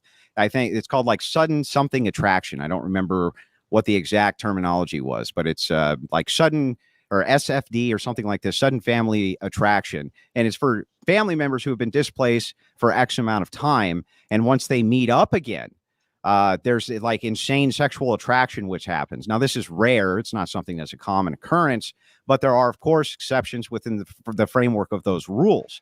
So if this is true, and there are exceptions within the biological nature of people to create exceptions from the revolting nature that people generally feel towards family sex, then we still need to have moral justifications for these or why this thing is bad, which is what me and Richy are trying to get to the heart of. Do you think what percentage of people do you think are repulsed by fucking their idea of fucking their mom? Just Probably give me a ballpark. most. Probably most. Like 99.9? I don't know if it's that high, but I would say most, an overwhelming majority. The vast majority of people, right? So Mhm. you just literally proved my earlier point, which is what I was saying. You might have an additional reason not to fuck your mom, which is that your Bible tells you not to do it. But most people are repulsed by the idea, and Yeah, that's but enough that's- motivation. but That's enough motivation for them not to fuck their mom. So you I want mean, a but society fucking just your based, cousin. hang on. You want a society just based around the social ramifications of what people find revolting, Alex? I think that fucking your mom is generally not a good idea because most people, I think we're hardwired to find it revolting. Yeah. Unless you're Generally Okay. not a good idea. Okay, so but is it immoral to do? What moral framework are you operating? Are you asking Any moral frame? I don't care. Whatever moral framework you want is, if, from your perspective, is Yeah, it immoral to fuck your mom? Not whether or not you find it revolting. Yeah, I would say it's immoral as well. Why? We're just gonna go down the tree of like why deontology. Okay, why? Because that's the set of beliefs I have, and I know where you're gonna go with this. You're gonna ask me why. Oh, I have a religious framework. You don't have anything. But at the end of the day, this is a pointless argument because we can all agree that most people find the idea of fucking their moms. It's not pointless in that you can see things that are happening today that 10 years ago would have fucking disgusted people, and now you have the majority of people sort of supporting it, or Like at the least trans more movement, for instance. Wait, That's a like good cutting example. little kids' dicks off is now popular. Like that's a Well, okay, that's a hang on. hipster First thing of to all, do. it's not popular. People aren't cutting off their dicks because it's popular. It's a premium talking point for left wing giant politicians like everywhere. I'm just saying, disgusting shit has erupted out of nowhere. And Richie, what percentage of people do you think want to cut their dicks off? If we can actually One- start back to- 1 in 5 Zoomers are reporting. 1 in 5 Zoomers No, are they are not. self-reporting. No, they're Zoomers not. are not reporting that they want to cut Are their we dicks No, trying- I didn't say that they did. I said that they're reporting that they have become LGBTQ in some way, shape, or form. I didn't say that they were reporting that they're going to cut their dicks off. You inserted that. You inserted something that I didn't say, sir. Okay, well, it was a natural assumption since Richy was talking about cutting your dick off. No, Alex asked a direct question. How many people do you think want to cut their dicks off? And you said Zoomers report 1 in 5. You didn't let me finish what I was saying. I literally said 1 in 5 are reporting that they're LGBTQ, whereas just 10 years ago they were not. This is revolting behavior to most people, right? Guys, moving on. Are we going to strike the fucking moms and cousins from the table? Is this going back to that? I'm fine with moving. I'm fine with moving the combo on. I think Markus is still thinking about the cousin, to be honest. I don't think he's thinking about it. I think the point that Markus, I think it's silly to go through life to look at things very black and white. I think Markus is making a nuanced point, and what he's saying is that, hey, according to my beliefs and upbringing, I find that to be bad. But if I was born in a different time in a different country, I might have a different beliefs. There's a reason why hundreds of years ago, a lot of people were marrying their cousins. Again, did we become were we morally worse back then? No, it was just the fact that was something that was commonly done. Right. Morals are universalized, though, Alex, across different cultures, including sexual morality, which becomes normal. Why did hundreds of years ago, and people were more religious, were they way more likely to marry their cousin then? They didn't understand this. First of all, they weren't. Okay, you're talking about specific nations inside of England, which had to do with crown authority. And so this had something to do with the genealogy going down the family. It wasn't tree, just that. Common people were marrying their cousins too, way higher than they are. Sometimes if you had small tribes, things like this, yes, this would happen. And no, we didn't have the science at the time to understand what the ramifications of this were. But it was very rare. But even then, people were not going out of their way to marry except external to the tribe. In fact, many tribes would try to intermingle with other tribes because they would see birth defects that would happen in these children. And there was still, by the way, you have to concede this because it was your argument, there was still an internalized revolt factor, which happened between people getting married in incestuous relationships or hooking up in incestuous relationships, unless you think that just a few hundred years ago, our biology changed so much that wasn't present, Alex. But that is part of your constructed argument, so you probably should concede that portion at least. Okay, so I think the revolt thing is much stronger when it comes to the mom than the cousins. I think people have a much stronger revolt. If you put a gun to a person's head and you say, hey, you either have to fuck your mom or fuck your cousin, I think 99.9% of people will pick the cousin because they're less revolted by that. But it seems that, again, people used to be more religious, that's a fact, and people used to marry their cousins more. So it seems that grounding biblical. Where did they marry them more? Pakistan. No, everywhere, across the world. It was fairly common. Show me. You want me to pull up another study? I want you to pull up something that shows that most of the world was marrying their cousins. I never said most of the world. I never said most of the world. I said it was more prevalent. Are you disagreeing? How much more prevalent than now? Okay. Just tell me. Are you disagreeing with that premise? Yeah. So you think that people were marrying their cousins equal to or less than they are now? I wouldn't be surprised if right now people have more incestuous relationships than they ever have in history, Alex. Okay. And that also stands to reason, even if we do it per capita, because there's 8 billion people on planet Earth, it would not actually surprise me if there was more incestuous relationships now than there ever have been on planet Earth ever. Especially since the most recent data that I saw on this was how much incest has become prevalent as a hidden societal backdoor. So people are engaging in this activity without publicly admitting that they're doing it. Okay, let me pull up another study for you. I don't mind doing that. This is based on genealogy in Pakistan. It's something like 85% of households are engaging in some sort of incest with their cousins today. And yes. the population of Pakistan has exploded thanks to basically the modern world that the West has sort of provided. These new technologies, populations can explode, and if the rates are staying the same, then absolutely there it stands to reason that there's more incest transpiring inter-cousin. Well, I'm not talking about total. I'm talking about per capita. Yeah, I mean, I feel even per capita. I still think that you would probably find that incest is more prevalent now than it's ever been. Because polygamy is less of an issue in these particular areas now, because lower peasants basically have access to more resources. So women are needing to go into these 4, 5, 6, women into one particular marriage. So that means more children from different families, which, yeah, I mean, I don't know, like, the hard numbers on it. I don't know if anybody's ever actually done it. Like, It would Okay, it would so be yeah, hard so to do a I'm- historic analysis. That's true. Okay, so I'm looking at this.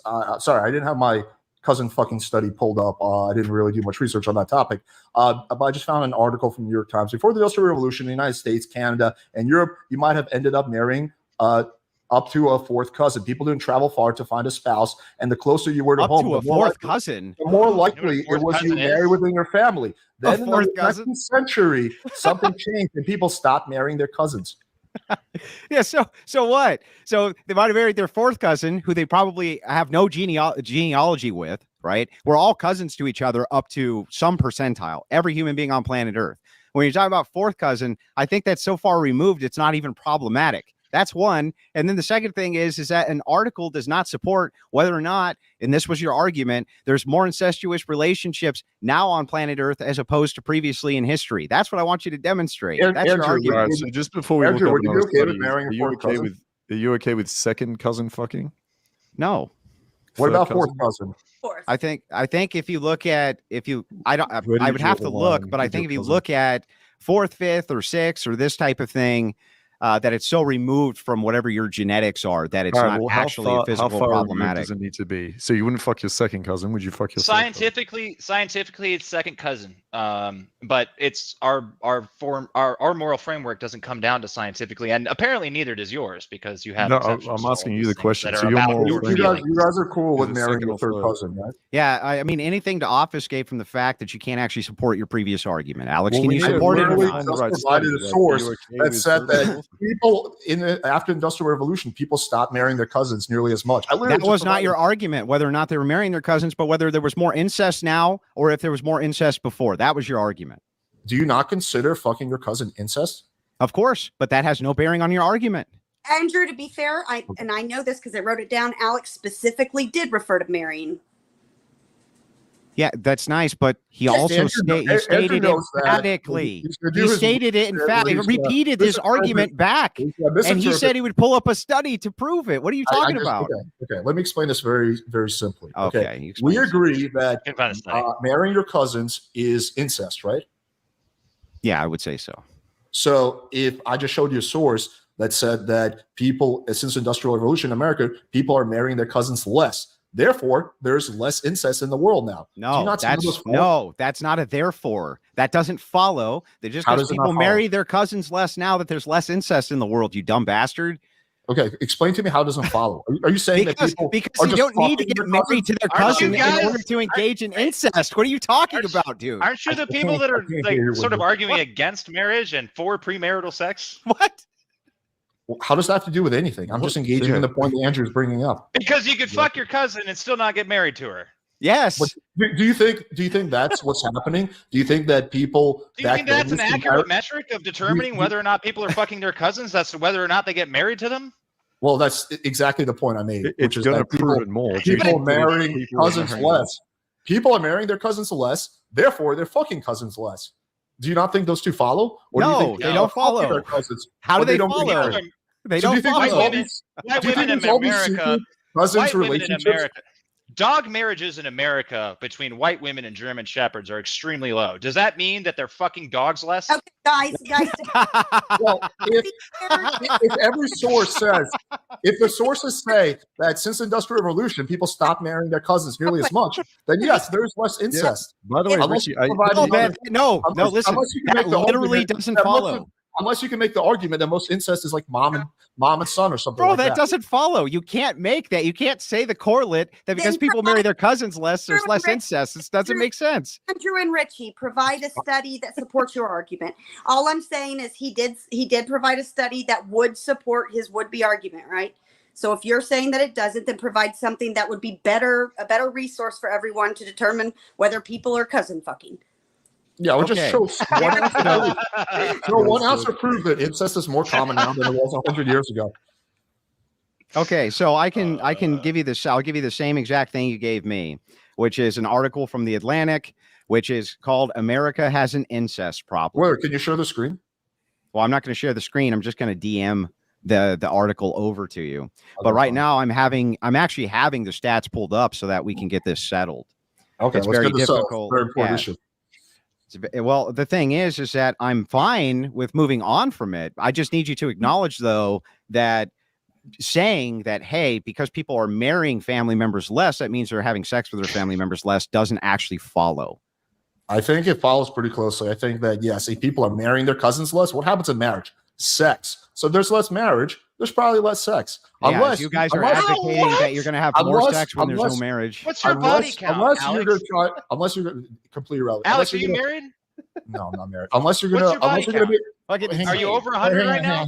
Hang on. I'll happily answer that question once we get through this. My body count is irrelevant to this point of discussion. Unless, Andrew, you're going to make the argument. Unless you're going to make the argument that even though there's less marriage between family members, there's still a lot of hookups between family members. Is that your argument? I think that, especially now that you have blended families and single motherhood, yeah, probably. I think that the incest rates now are probably more prevalent than they ever have been throughout history. It wouldn't surprise me a bit if that was true. Pakistan was also given as an example for this, by the way, where you're talking about such an overwhelming amount of the population. We did give you data on this. Okay, so that's one. And then the second thing, I haven't seen any data on it from you. Not only did I just texted you this, but we brought up Pakistan. That is a data point, bro. I'm looking at the whole world, not just Pakistan. Yeah, but if an entire nation is almost this study is okay. Let me take a look at this article. Are you saying that what you showed me is saying that there's more incest in Pakistan now? In the private chat, I don't give a shit. I'm just saying, like. Yeah, if you'd show them in private chat, then I can look at it as well. It'd be great. Yeah.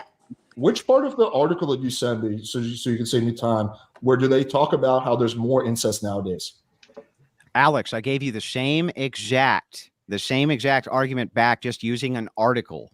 I'm not claiming that there's a followance that just because America has an incest problem, that means it's more or less prevalent. But your argument is that that it's more prevalent or less prevalent now because people marry their cousins less, that incest therefore must be on the decline. Not only does that not logically follow, but the logical structure of the argument doesn't even make sense. Provide me a source that there's more incest now. That's all I was saying, Andrew. What you sent me doesn't prove that. It talks about Andrew for the. He made a logical argument, dude. I just demonstrated this logically. No, you haven't demonstrated anything. You haven't provided the article you sent me has nothing to do with increasing incest rates. Can you provide me one data point that shows that incest is more common? Alex, it's your argument. Oh my God. Here we go. Why were you talking about incest in the first place? What was Richie's point? My whole point was that you guys don't have an actual moral framework for any of this. This is basically just like a tired argument. Your entire justification for everything. We don't even have to get into that. I'm fine with just staying with whatever the realm that they're on. They don't want to get into like pre-sup and things like that, Richie. I'm fine with not doing that. So back to this though, if you're talking about the prevalence of incest, right? It's literally been estimated to be as high as 20%. 20%, bro. Well, what was it before?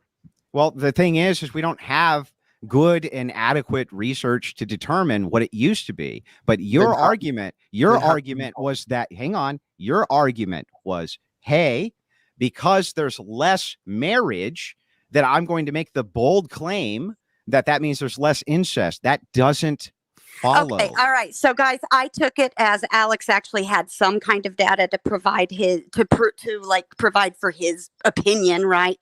But moving on back to topic, do we want to stay on the incest thing? Yeah, I'm fine moving on. Let's move on and let's get it back to topic, back to men and women, back to what the whole debate's about.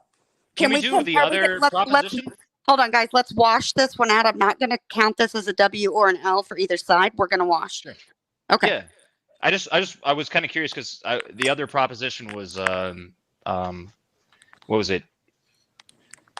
No fault divorce. Can we move into that?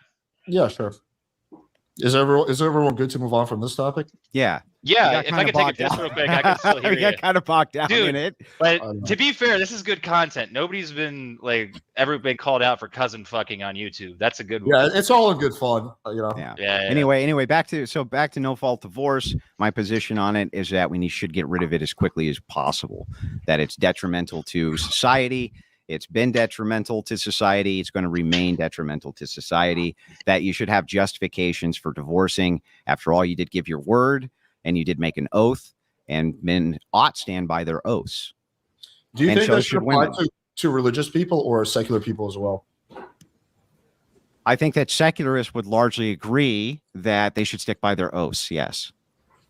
No, I've asked you a direct question. Do you think that no fault divorce should not apply, should be removed for secular people as well, or just for religious people? Yeah, I think it would be a step in the right direction for secularists as well, though it's not my primary concern. My primary concern is with the religious.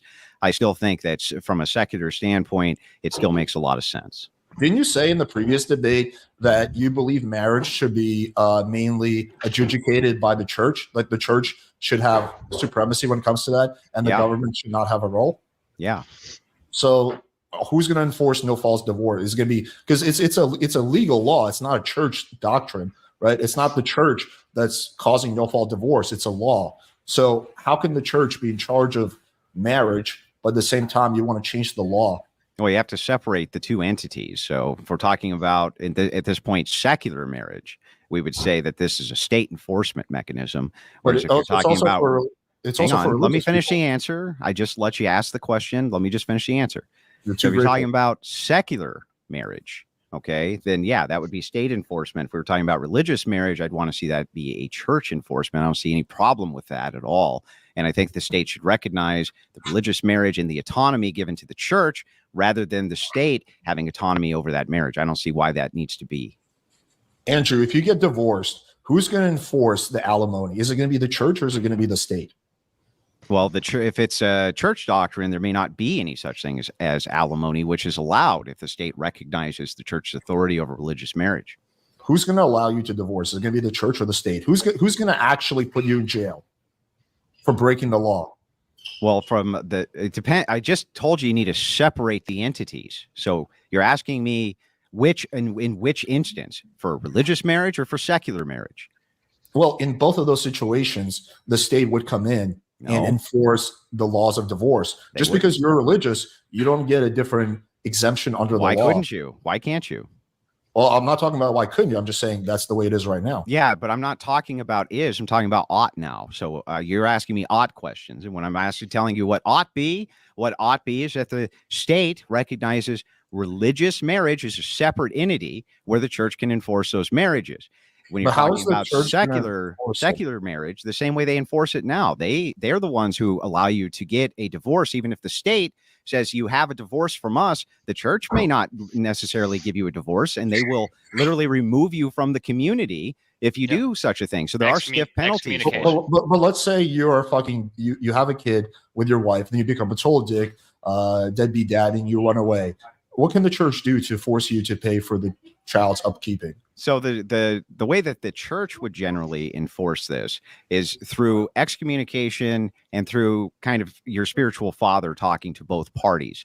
So in this case, you're assuming that the marriage is between a woman and a man who both share the same religion and have turned their marriage over, the enforcement arm, to the actual church itself. So the church has tons and tons of authority because they can literally say you're no longer a part of this church if you don't adhere to our creed. Now, I suppose that they could become secularists and then turn their autonomy over to the state, and that would be fine. They could do that. But yeah, there's definitely an enforcement arm there via the excommunication, which is within the purview of the church. They would effectively have to commit to spiritual wickedness to go totally. But a lot of people do that, right? Yeah. Unfortunately, they do. Yeah. I mean, okay, so I'm not even necessarily disagreeing that much with your argument that for religious people, the church. What about at least when it comes to alimony? What about child support? Should the church be in charge of that too, or should that be? I think that the church has often adjudicated such things using church counselors and using church priests, where they will literally have party agreements between both parties who are members of the church, and say, listen, here's your duties and responsibilities as a Christian to your wife after we've granted you the divorce, and we expect these to be upheld, or else there's going to be a penalty, and the penalty would be removal from that community. This And is so like people will kind of go The- the- over the and out of their issue way. is this is like there's- basic. This is like basic shit, though. Like, can we maybe like veer away from the theocratic discussion here? 'Cause Well, I he don't wants think we're gonna to. He get wants to anywhere do with the it. inquiry. He wants to do the inquiry. That's fine. Started. You No, can here's find- here's that's here's fine. here's We're here's not the gonna issue. come Let's to see an what- agreement on any of this. Well, that's not the point of a debate, is to come to agreements, to have a discussion. Anyway, here's the issue I see is the enforcement power of the church is significantly less than the state. So, for example, the state has the threat of violence behind it. So, if you're a deadbeat dad, you don't pay for your kid. Ultimately, not right away, but ultimately, they can come and put you in jail. Right? That's the threat of violence. The church doesn't have that. So, if They someone don't just have to decides, have that. but if someone just decides, fuck it, I'd rather save $1,000 a month on fucking bills and shit than paying for my kid because I'm an asshole, and I'll just join a different church. Like, there doesn't seem to be a very strong enforcement Then they mechanism. will. Well, wait a second. That would be the perfect enforcement mechanism, right? Because once they have declared that they are now secularists, they are up for secular authority, aren't they? But who's going to determine whether they're religious or secular enough? Like, how's that going to be The determined? Is it gonna church. be like- The you're church will. The people who've always determined it. The church. They're going to they're- determine if you're religious or not because they're the church. So you're saying that if someone doesn't follow the church rules, they're declared secular, and then the state comes in. Well, they're excommunicated from the church, and yeah, then you would appeal to the state authority. But then the state still has the ultimate This is how power. this works right now, by the way, in many nations which are under papal law, essentially. So they do actually allow, in some of these nations, and traditionally have, the state to decree who is part of the church, or I'm sorry, the church to declare who's part of the church and who isn't, and that marriage is within their dominion. If they excommunicate the person or the person walks away, then yeah, they become secularists and wards of the state at that point. The state enforcement is what's going to come in and then enforce whatever the marriage decree is. But the ultimate backing, the ultimate enforcement mechanism is the state, right? Because the church, if someone's not following the church rules, the only thing the church can do is declare them to be non-religious, at which point the state can come in. But still the state that has the ultimate power in this situation. So even if that was true, which it's not, but even if it was, so what? Well, then that doesn't follow, because if the state has, if we're talking about oughts, then yeah, I guess it's just like your philosophy. I can't disprove that wrong. Like, that ought to happen. You're talking about getting rid of no-fault divorce, which is something that's done through the state. And then your idea of enforcement is that, hey, the church is going to take over, but then they're going to, if someone doesn't follow, the state is going to take back it. I mean, yeah, that's a fine argument. I don't have like a strong disagreement with that. I don't see any issue. So now that I've allowed you to have the inquiry and you're satisfied with the inquiry, can we have our inquiry back now, Alex? I appreciate you allowing me, Andrew, to ask questions. That was very kind of you. Yes, you may now ask me questions as well. Yay. Well, actually, I had some directed towards Markus, as there's been a lot of bogarting on the debate. Markus, your position on no-fault divorce, is it good or bad? Yeah, I wouldn't say whether it's good or bad. I don't have too strong an opinion on it. I think if people want to get divorced for any reason, they should be able to. Oh, for any reason. Yeah, exactly. So what about the fact that if a guy wakes up one day and he thinks, you know what, I think I'm happy as single, I don't want to be with this girl anymore, I think he can get a divorce. So if a woman wakes up and says, well, we have 4 children together, but I would prefer to go fuck my boss and go be a skank, you think that there should be no penalties for her. There's no fault for her whatsoever to break up her entire family in order to go do that. That you don't need any additional justifications for why she should be allowed to break up her entire family. Well, if the family's broken up, then obviously the same way it's set up now, that if child support needs to be paid, it's going to be paid. So yeah, that's going to be a consequence. Also, I think there's personal consequences for them, but I wouldn't enforce a consequence as in the wife says, okay, I want a divorce. I would not give her any consequences just because she wanted a divorce. No. So do you agree or disagree that the outcomes for children in intact family homes are far superior to the outcomes of children in non-intact family homes? Would you agree that that's true? Yeah, for the most part, yeah, I would. Yeah, so if that's true, then there is more than just a consequence of the individual's happiness. There's an outcome on all of society. If you have no show cause and you just decide that you're going to break up your intact family due to your own hedonistic preference, this would actually be bad even under your worldview, wouldn't it? Yeah, but there's a lot of nuance here. I don't think there's a lot of marriages where the woman's just like, hey, you know what? I just think I want to fuck my boss. Like everything else in this marriage is completely fine. I love my husband. I love my kids. But you know what? I just want to fuck my boss. So I'm going to like break up this marriage. I don't think that typically is what happens. I think there's a lot of issues, as you spoke to before, right? The reason people get divorced is very complicated. There's a lot of issues going on in the relationship, which sex is one of them that we mentioned earlier. There's a lot of issues. I don't think it's just I just want to, and that's just it, and I just want to fuck my boss. There's many, and so I would argue that I would prefer there to be especially if there's a lot of issues in that relationship. I think the kids sometimes are going to be happier or have better outcomes if the parents are divorced, as opposed to if they stay in an unhappy parental marriage. So this is kind of what I was waiting for you to get into, as all the degens say the exact same thing.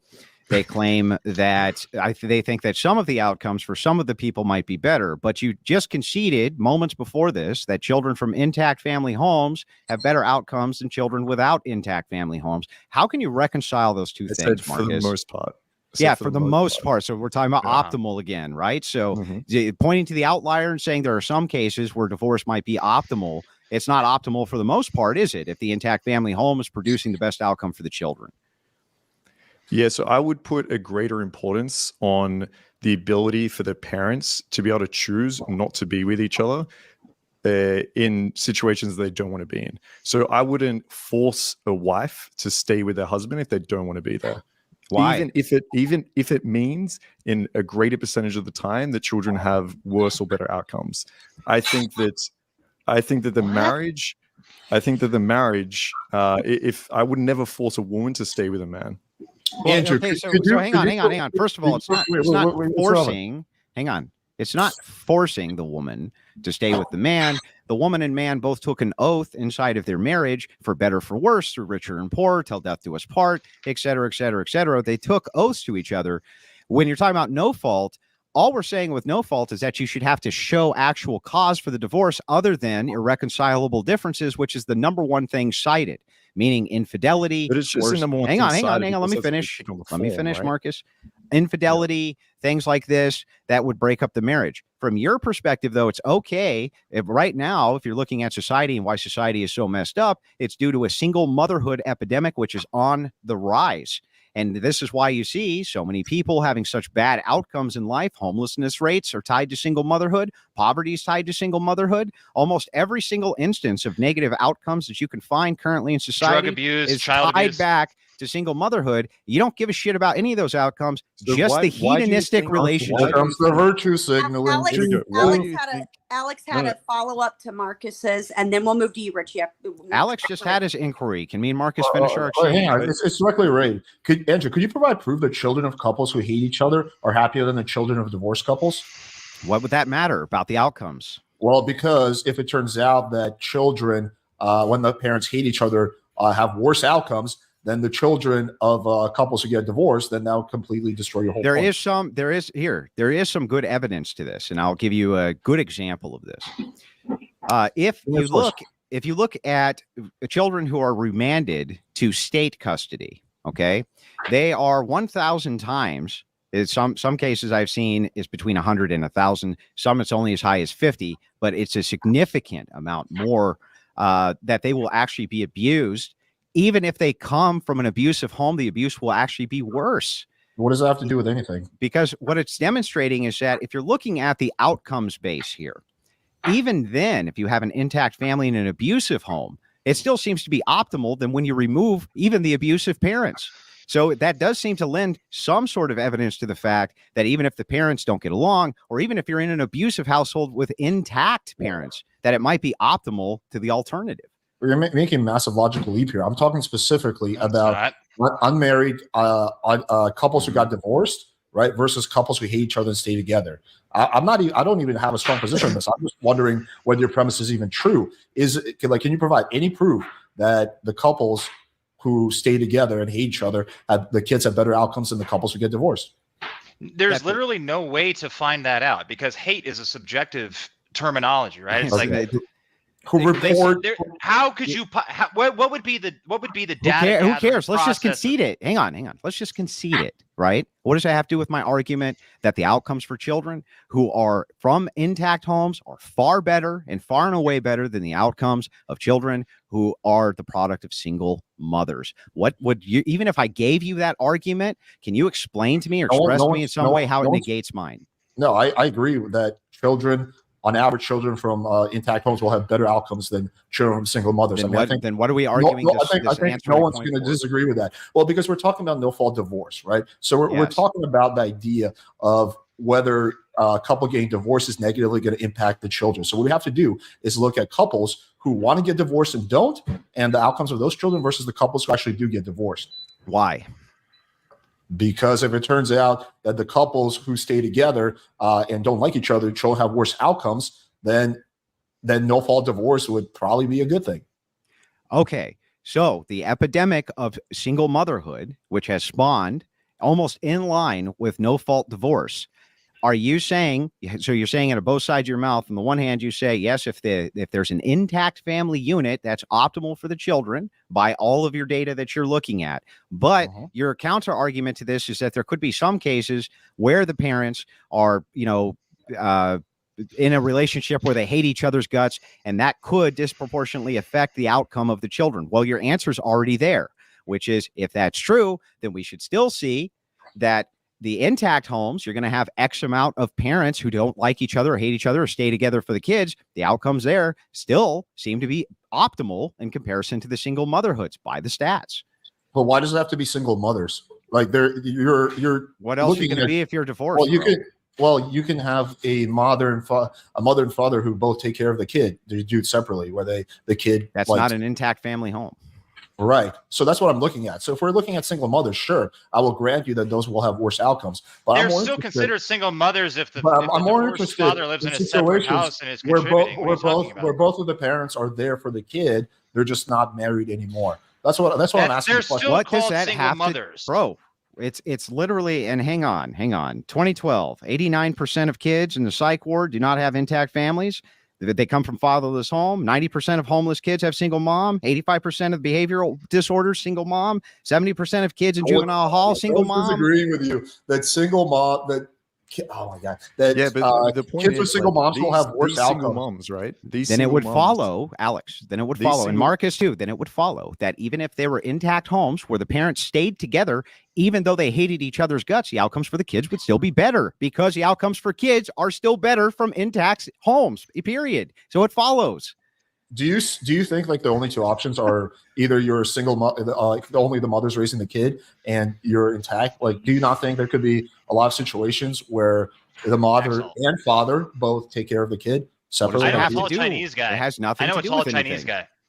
Yeah, so it's all outliers. So then we could. Well, no, I don't think it's outliers. I think most of the time. That's what you're arguing. Yes. No, do you think most of the time? Argument from outlier. Do you think most of the time when people get divorced, only the mother's there for the kid and the father just like fucks most off? Of the time in divorces, women get full custody of the children, and including primary custody. Only just now, in the last 10 years, has joint custody and joint physical custody even become even slightly egalitarian. But yes, for the most part, the women always get the kids, Alex. Okay, I would need to look that up. I don't have a you have to be. How do you not know that? That's you have to come be on. That's real common fuck up knowledge. as a woman to not get full what custody. Alex is saying. No, I think what happens more often than not is gets primary custody. Yeah, what Alex is saying is how many of those are the father involved, right? How many of those is I understand the distinction, but you don't understand that would still be considered a single mom household versus an intact family. So it's irrelevant. How are you not grasping this? So if the father has partial custody, that would still be considered a single mother home? Yes. Yes. Of course. Why wouldn't it be? If the father has joint custody, that would still be considered. She's fucking single. Home, dude. Oh, she's single. She's a single mother. Whether the father has some access to his children, the mommy's still single. Okay. What if the kid spends 1 week with mom and 1 week with dad? Would that still be a single mother home? Yes. Holy shit. So if we took all these single mothers, right? Wait, no. I need you to concede that yes, that would be a single mother home. That's still a single mom in a home who's single. All right, Marcus. I've never defined single mother as I've defined single mother. Apparently, always. you've never been a statistician that works in sociology. Relax, Richard. Relax. I think most people view single mother as when the mom is the only one raising the kid, and dad isn't there for the kid. I don't view a situation. Hang on, relax. I don't view a situation where both the mom and dad are there for the kid. The kid is spending some time with mom, some time with dad, as a single mother home. And I think most people don't view that as a single mother What would an intact family home be to Hold on, you? Marcus. What would that, hang on, what would that mean to That's both what of I you can guys? say. What does intact home mean? Well, let the moderator speak. Right. I was saying it was Marcus had a point to elaborate on that, but if Oh, no, I was going to ask you a different question if they want to finish this. All Yeah, right. what does intact single home mean to you guys? What does that mean? Intact family home. Intact. What does that mean? Where the mother and father are living together with the kid. So if mommy and daddy are not living together with the kids and they're living separate, even though both of them may have input on the kids' lives, would that be a single mom or an intact family home, Alex? There's more than two options, my man. To give me the third. The third option is the kids spend some time with mom, some time with dad. Yes, They have but would that custody. still qualify as a single mother or an intact family home, Alex? Yeah, there's more than two options. Yes, so Oh. the third, and so I just asked you on the third option, which would that fall under as a category, do you think? Andrew, are you a homosexual or are you a alcoholic? Pick one of those two. I'm neither of those things. It's a presuppositional, preloaded question. Okay, so there we go. So yes, Yeah, so it's I neither- asked you what the third No. category was. I just Right, explained to you like 3 times. The parents have joint no. custody. What he's saying The is that there is no way to distinguish between how many days the father gets, what the quality of the father is. There is no way to statistically analyze on a mass scale what are the outcomes for 4 children with the husband who makes this amount of money versus like you could just infinitely regress into like all of these little different distinctions to where it's an impossibility to gather the data, which is the What's an reason that they important gathered the distinction? data between 2 separate entities, which is single or together. Yes, That's it. it's intact or it's not intact. It can't be. No. It can't be both. no one. Okay, I understand. No one is disagreeing with you that single mothers' homes are going to have worse outcomes than intact families. What I'm talking about is a third category, and I'm posing a question: does that third category, where the parents have joint custody of the kid spends time with mom and dad, That have is not an worse intact outcomes? home. No. Yes, they do. That's considered under the sociological standard to be a non-intact home. So an intact home is going to be mom and dad in the same home with the kids.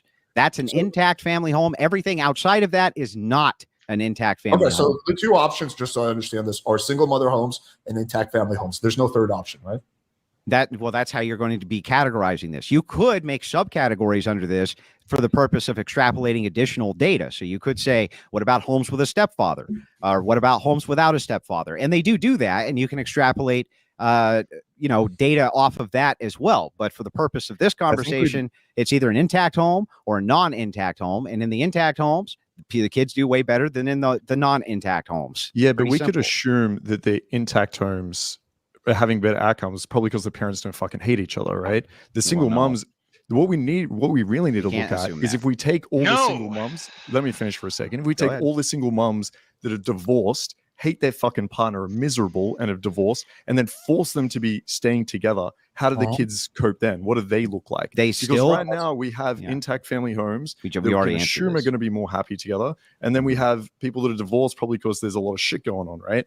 But what we really need to look at is if you take all these single moms with all this shit going on that hate their partner, force them to be together, their kids still going to be as happy. Okay, but we've already answered this. It's actually loaded in to the data itself. So if you were to see that most of these married couples dislike each other or hate each other or things like this, even pre-default or no-fault divorce, where most marriages stayed intact, okay, most of them did pre-no-fault divorce. So knowing that this is true, if you look at the intact family homes, even if those parents, and there must have been plenty of them who hated each other, the outcomes for the children were still better. But you don't know. It's a correlation. It's not a causation thing. It could be multiple things that are causing kids to be worse off nowadays than they were 30 years ago. Yeah, just all of them go back to the single mom. I just read the stats. It's more than a correlatory when all of the stats, again, 89% psych ward, do not have intact families. In fatherless homes, 90% of the homeless children are from a fatherless home. 85% of kids with behavioral disorders, fatherless home. 70% of the kids in You're arguing against the fatherless home. Children, You're arguing against what list do you want, dude? that no one is children in making. single-family households are 40 times Are more you just going likely to keep to be repeating molested. yourself how bad single mother homes are? 40 Richie, times. Okay, here we go. Let's do a little more virtue signaling. Go ahead. It's not a virtue signal. This is literally happening in reality. Okay, so if Yes, you're we not all married understand and you're a that single mother, homes are your worse children are 40 times more likely to be molested or abused by somebody outside of the home. 40 times. That's a magnitude of 40. Do you understand what that means? That was a fantastic argument to a point that no one made. Is it a good or a bad thing? Obviously a bad thing. This is directly related to no-fault divorce. If it's on a whim from some female, we're getting 40 times. Do you have a counter argument or not? I feel like I'm just debating ChatGPT. You guys just keep repeating yourself over and over again. Wow, great. We've acknowledged. Well, your nose is fucked up. So great. Like, do you want to make an argument? Like, listen to the mod for just a second. Richie, bring that back to the actual subject. I know what you're saying, and maybe a lot of people do. Can I repeat Alex's argument? Can I repeat Alex's argument so we know we're on the same page? Let Richie cook for a second and then sure. Go ahead, Richie. Let it out. What I'm saying is that you're sort of hand waving this away, and it's like, oh well, there could be these exceptions. There could be these. No, exceptions. we've agreed to. This is how this is statistically broken down, because there are either intact homes or non-intact homes. You're like, well, dad could be a rapist. Sure, it's happened. 40 times more likely for the children, minors, to be sexually or physically abused. 40 times more likely in single mother households. And this includes all of the data with the dad that has, half custody, because guess what? And then this will logically follow. You don't even have to look at the data, right? If I'm a pedophile and I want to find kids that are easy access to, right? Where do I go? I have no idea. I'm not a single mom. You would go. I go to a single mom with I go to a single mom that has a full-time job. Yeah, you'd go where the kids were. So that's why it logically follows same way that you see hyperpredators.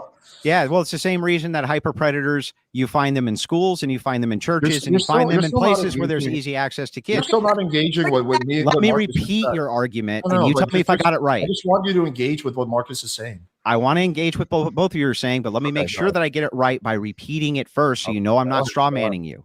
Your argument is that inside of intact family homes, can we demonstrate that the children from homes of married couples who argue and fight and have a bad relationship are still superior to homes of people who are divorced? Am I incorrect in this? No, you are correct. You actually said okay. So then we have answered this 13 times and told you that the data itself for intact family homes, if we go back pre no fault divorce, if we go back pre no fault divorce, where divorce was not a thing for the most part, you would expect the outcomes for those children, because many of the parents must have hated each other, to have been worse, but they're not. Right. But at the end of the day, we just don't know whether dude, antidepressants give me a are on the rise, drug use is on the rise. Exactly. We don't know. You're making a correlative argument, which is fine, but we don't know if it's because of no fault divorce that kids are having worse outcomes. That's the thing. So in order to prove that, we would need to isolate for the factors and look at kind of the way Marcus said. We would have to look at it. Let's find out if that holds water. Let's find out. Why do you think it is that people were not getting divorced at the same rate they are now pre no fault divorce? Alex, what would you say the reason for that is, if you had to guess? I think there's multiple reasons. I think that give me one. Well, let me give you multiple. There was the religion. I think social pressure was another one, and yeah, I think the law played a role. Sure. So I think no fault divorce at least played. Do you think that no fault divorce played a significant role in the uptick in divorces, considering that after no fault divorce became a thing, divorce rates skyrocketed? Would you say that's a very strong correlatory, Alex? In what period? What's the period that we're looking at? Let's say the 0.8 correlatory. Yeah, I'm just saying. Let's just say. We're talking about in 20 years. Were we talking about a year after no fault divorce? Yeah, there was a massive increase, or we're talking about in 20 years? Over even the course of, let's just give it the widest berth we can and say over a 50-year time span. Wouldn't you say that that's a strong correlate if you see the massive increase in divorce go right alongside with this law being passed, and people, their number one answer for why they're getting divorced is irreconcilable differences, meaning they don't have to show cause anymore. You don't think that that's a strong correlate, really? I think it's a correlate, yeah. Is it a strong correlate? I think whether it's strong or not depends on the time span and on the increase. If we're talking like 400%, then yeah, it's a strong correlate. If it's like 20% over the span of 50 years, then it's not a strong correlate. So it's hundreds of percent higher, hundreds of percent. Now, if you go back before no fault, now hang on, let me ask you this. If you go back before no fault divorce and you take a look at all of these intact marriages, wouldn't it stand to reason that if there was this kind of rampant abuse, which you guys are claiming happens within marriages, which is bad for kids, which is why we need no fault, why is it that you didn't see the worst outcomes for the kids when people were basically staying married within the confines of their vow? Can you explain that to me? Yeah, sure. There could be multiple reasons. It could be the fact that, okay, well, I'm just about to. It could be the fact that we didn't really, focus on children as much, like in terms of the government investigating. There was less ways to report abuses, that we didn't track this data as closely. It could be that, for example, technology has fucked kids up. There's other things that are causing kids to get fucked up, other than the fact that their parents got divorced. It could be multiple breaks. Okay. So that's why the time span matters. So let's take these one at a time. Let's start with the first one. The first one is that the government has not been researching it enough, and that's the problem. Okay, that makes no sense because we have the outcomes of the people who came before, and we know that they were better. I'm not saying that child services wasn't as present. Now, Alex, just restate verbatim what you said, because Andrew, that wasn't verbatim, but when it comes to the government researching, what was your point? The point I was making is that government agencies like child services, for example, did not have the popularity they have now, and there was less ways for kids to report abuse or report negative outcomes. That's one possibility. Wait a minute. Wait. Yeah. So we're taking one at a time. What do you mean report negative outcomes? We can just see the outcomes. They don't have to report it. We can see their graduation rates. We can see their literacy rates. We can see their job and employment rates. We can see the lack of homelessness rates. We can see the lack of antisocial drugs that they were on. We can see all of those things. We don't need their fucking reporting. We can just see it. Okay, I misunderstood you. I thought you were talking about happiness. Okay, if we're going off those factors, then it will come down to any number of things that happened in the last 30 years. Could be pornography. That's probably playing a role. Probably technology. Probably a lack of, communities. Probably a lack of purpose. I mean, there's so many things that are playing a role in why kids nowadays are having worse outcomes. There's a correlation there, but I don't know if there's a causation there. Okay, so again, if it's just a correlate and not a causation, and you are making the affirmative claim that it must have something to do with things outside of this as at least some strong correlate. So it's the strongest correlate, the no-fault divorce, or isn't it? I don't know. I don't have an answer to that. How many more divorces are there percentage-wise because of no fault? Like, how much has it gone up, would you say, Andrew? It's a significant increase. I'm going to have the chart pulled in just a second, so I'll give you the actual data on this so that you can see the significant increase in divorce. But 1970. Not just an increase in divorce. Andrew. I'm saying, do you have any statistics on specifically isolated for no fault? That's what I was curious of. Well, what do you mean isolated for no fault? Well, I just don't want to see that divorces have gone up in X amount of time. I want to see how much divorce has gone up because of no fault. Okay. So hang on. Again, if that's what you want to see, Marcus, I think that's fair. So let's see if we can walk through this. Are you ready? Would you say that no fault divorce is a strong correlate for the increase in divorce or not? Well, I don't have the data on that. I'm not sure. Okay. To be honest with you. Okay. Well, so here, I'll pull the studies while you guys engage, and we'll circle back to this. But I am going to circle back to this. I guess just generally speaking, how could you not see that that's a correlate? Like if women are in a, we all agree it's a correlate. Well, okay. Well, Marcus just said he didn't agree. He needed. No. I said agree. I just don't know by how much. That's what I'm asking. Yeah. Okay. If it's 1%, right? Let's say it increases by 1%. Okay, so I have over 1,000 studies. 1,000 studies. I'm going to text them. I'm going to text them to Alex right now. Just post them in the private chat. So the dozen studies and stats proving the broken homes are causal, not correlated to poor outcomes in kids. right? I'm going to state what these studies say, and then you guys live can go through these studies and let's watch and see. But yes, it's not just a correlate. Can you send me the study or? Yes, I'm texting them to you right now. In the private chat, Yeah, whoever. could you I put don't them in the have a private way. chat? I don't have a way to put them in the private chat. Yeah. My brain hurts about this shit. But are you I guys know, so does mine. seriously? Are you seriously like the prospect of going through these studies and you guys like nitpicking them and fucking? But actually, my mom was pretty cool. And No, looking at studies is important, Richie. Well, okay, fair enough. Go for it.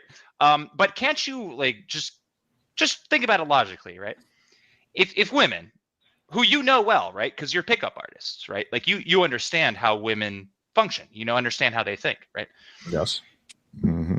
Would you find them to be particularly accountable when they do something wrong? Depends on the woman. Some yes, some no. Of course, generally would- speaking. I would not say gender-wise, women Yeah, are not men are the responsible same for their way. actions and men are. Is that like part of your plan to get laid? Why you asked that question? No, that's why. Do you think women don't take responsibility compared to men? Of Do you think course men not. It's take like a meme, responsibility? dude. Well, far more often than women do, generally speaking. But of course, I don't there agree are with that at all. exceptions. Yeah, what are you basing that on? I don't know. Where are you getting that from? Hatred, Marcus. Okay. Sounds it. Sorry. If I've seen so many men not take responsibility for their lives. That's insane. So I don't know. well, fair enough, but society doesn't sort of reward those men for not taking responsibility. They don't get sympathy. Like if you have a buddy that's fucking up at work and he fucks up big time, like fireable offense, and he gets fired, you're like, you feel bad for him, but it's like, hey, you fucked up, man. But if a woman does it and she comes to you crying, it's like a different emotional response. Women get away with shit like that far more often than men do. Okay, so so are you trying to make the argument that women take responsibility less than men? Is that the point you're going to make? I'm trying to appeal to your general understanding of just your interactions with women, right? Like this is like what you guys do, right? Like this is your PUAs. So you're asking for total experience from precisely. But I'm sorry, but my answer isn't going to change. I think I've seen both countless men and countless women not take responsibility and vice versa. I don't know which one. My position on this is agnostic. I don't know which one takes responsibility less. I would say it's probably pretty close. I would say probably it's similar percentages of men and women not taking responsibility. But if you have some kind of source or something like that, sure, yeah. Well, okay, hang on. I've now sent you tons. I've texted you tons. If you can put them in the private chat, I can't do that because just the way that I'm streaming. But I sent you tons and tons of sources now, over the top amounts, showing not only the rampant rates of abuse, but the ties in to no-fault divorce. You can even see the phenomenon in the UK. It's tied in for the no-fault divorces. Like I can't make it any clearer at how much the tie-in is to no-fault divorces. Here's another one. Okay, can I take a look at it or go ahead? Take your time. Yeah. So guys, 20 seconds. Let's table no-fault divorce and move on to another topic of interest. What was another point of contention did we have? We were talking many things. Well, those were the two topics. I'm happy to move on into just while we do that, we'll circle back to it. Yeah, so I am happy to move on if you guys want to into another topic. It doesn't matter to me, but there's plenty of data which associates this with no fault divorce. And our opponents, by the way, their only counter argument was, well, circling back. Fair enough. Let's go back to downside of sex. Premarital for men. What's the downside? That's one we never really got to the bottom of. A body count. I'll just have to go through these studies later because there's a lot. Yeah, there's tons of data. Andrew, you don't have any data. I don't have any data except that tons. Andrew I don't have any time. Got a point of contention. Do you want to take 15 minutes? I'll go through the data. Alex claimed that married men. If there's a chance that you'll actually see it and be like, oh fuck, Richy, there actually is a correlation. I'm 100%. Hi, Richy, how you doing? So Alex made a claim that married men versus single men have the same STD rates. Andrew, I saw you looked at that study, and I heard you earlier. Am I incorrect? And where I heard you say that that was not correct. You read that. You don't agree that the study shows that or reflects that? Well, the not at the data that I'm looking at, which I also sent that over to Alex. So if you're talking about the data that I see, shows that the STD rate in married men is only 3.5%, and then 20% in the unmarried men. Now, of course, this depends on how you want to divide up the data. You know what I mean? It always depends on which how study you are you want to talking divide about? up the data. I'll resend it to you in just a second. But this is what I'm seeing. I'm seeing completely different rates Okay. than what he's saying. And by the way, that actually follows. Why wouldn't it follow that people, especially people who are in intact marriages, their rates significantly decrease, whereas people who engage in multiple sex partners, their risk significantly increases. So I'll the thing explain- I'll is, explain it one There's more a time. reason why homosexuals had wait, a hang on, higher hang on, rate hang on, of hang on. HIV. No, right? no one cares about homosexuals. I'll explain it one more time. Explain it They're saying initially. that they're having sex with more people.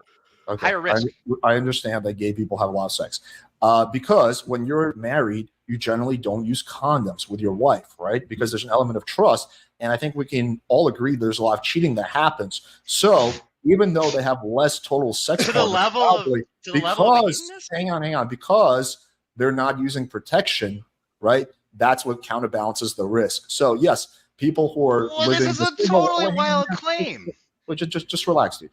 People who are single do probably have more sex than married people, have more partners, but they're typically more likely to use condoms, since condoms are 99.9% effective, whatever, 5% effective. If used properly, that is the reason for that. That's what the author says. That's not what I said. That's what the author says. actually text me your study on my this. opinion is on this, even That if study there's is high rates among single people as Again, opposed I to can't those access married, that.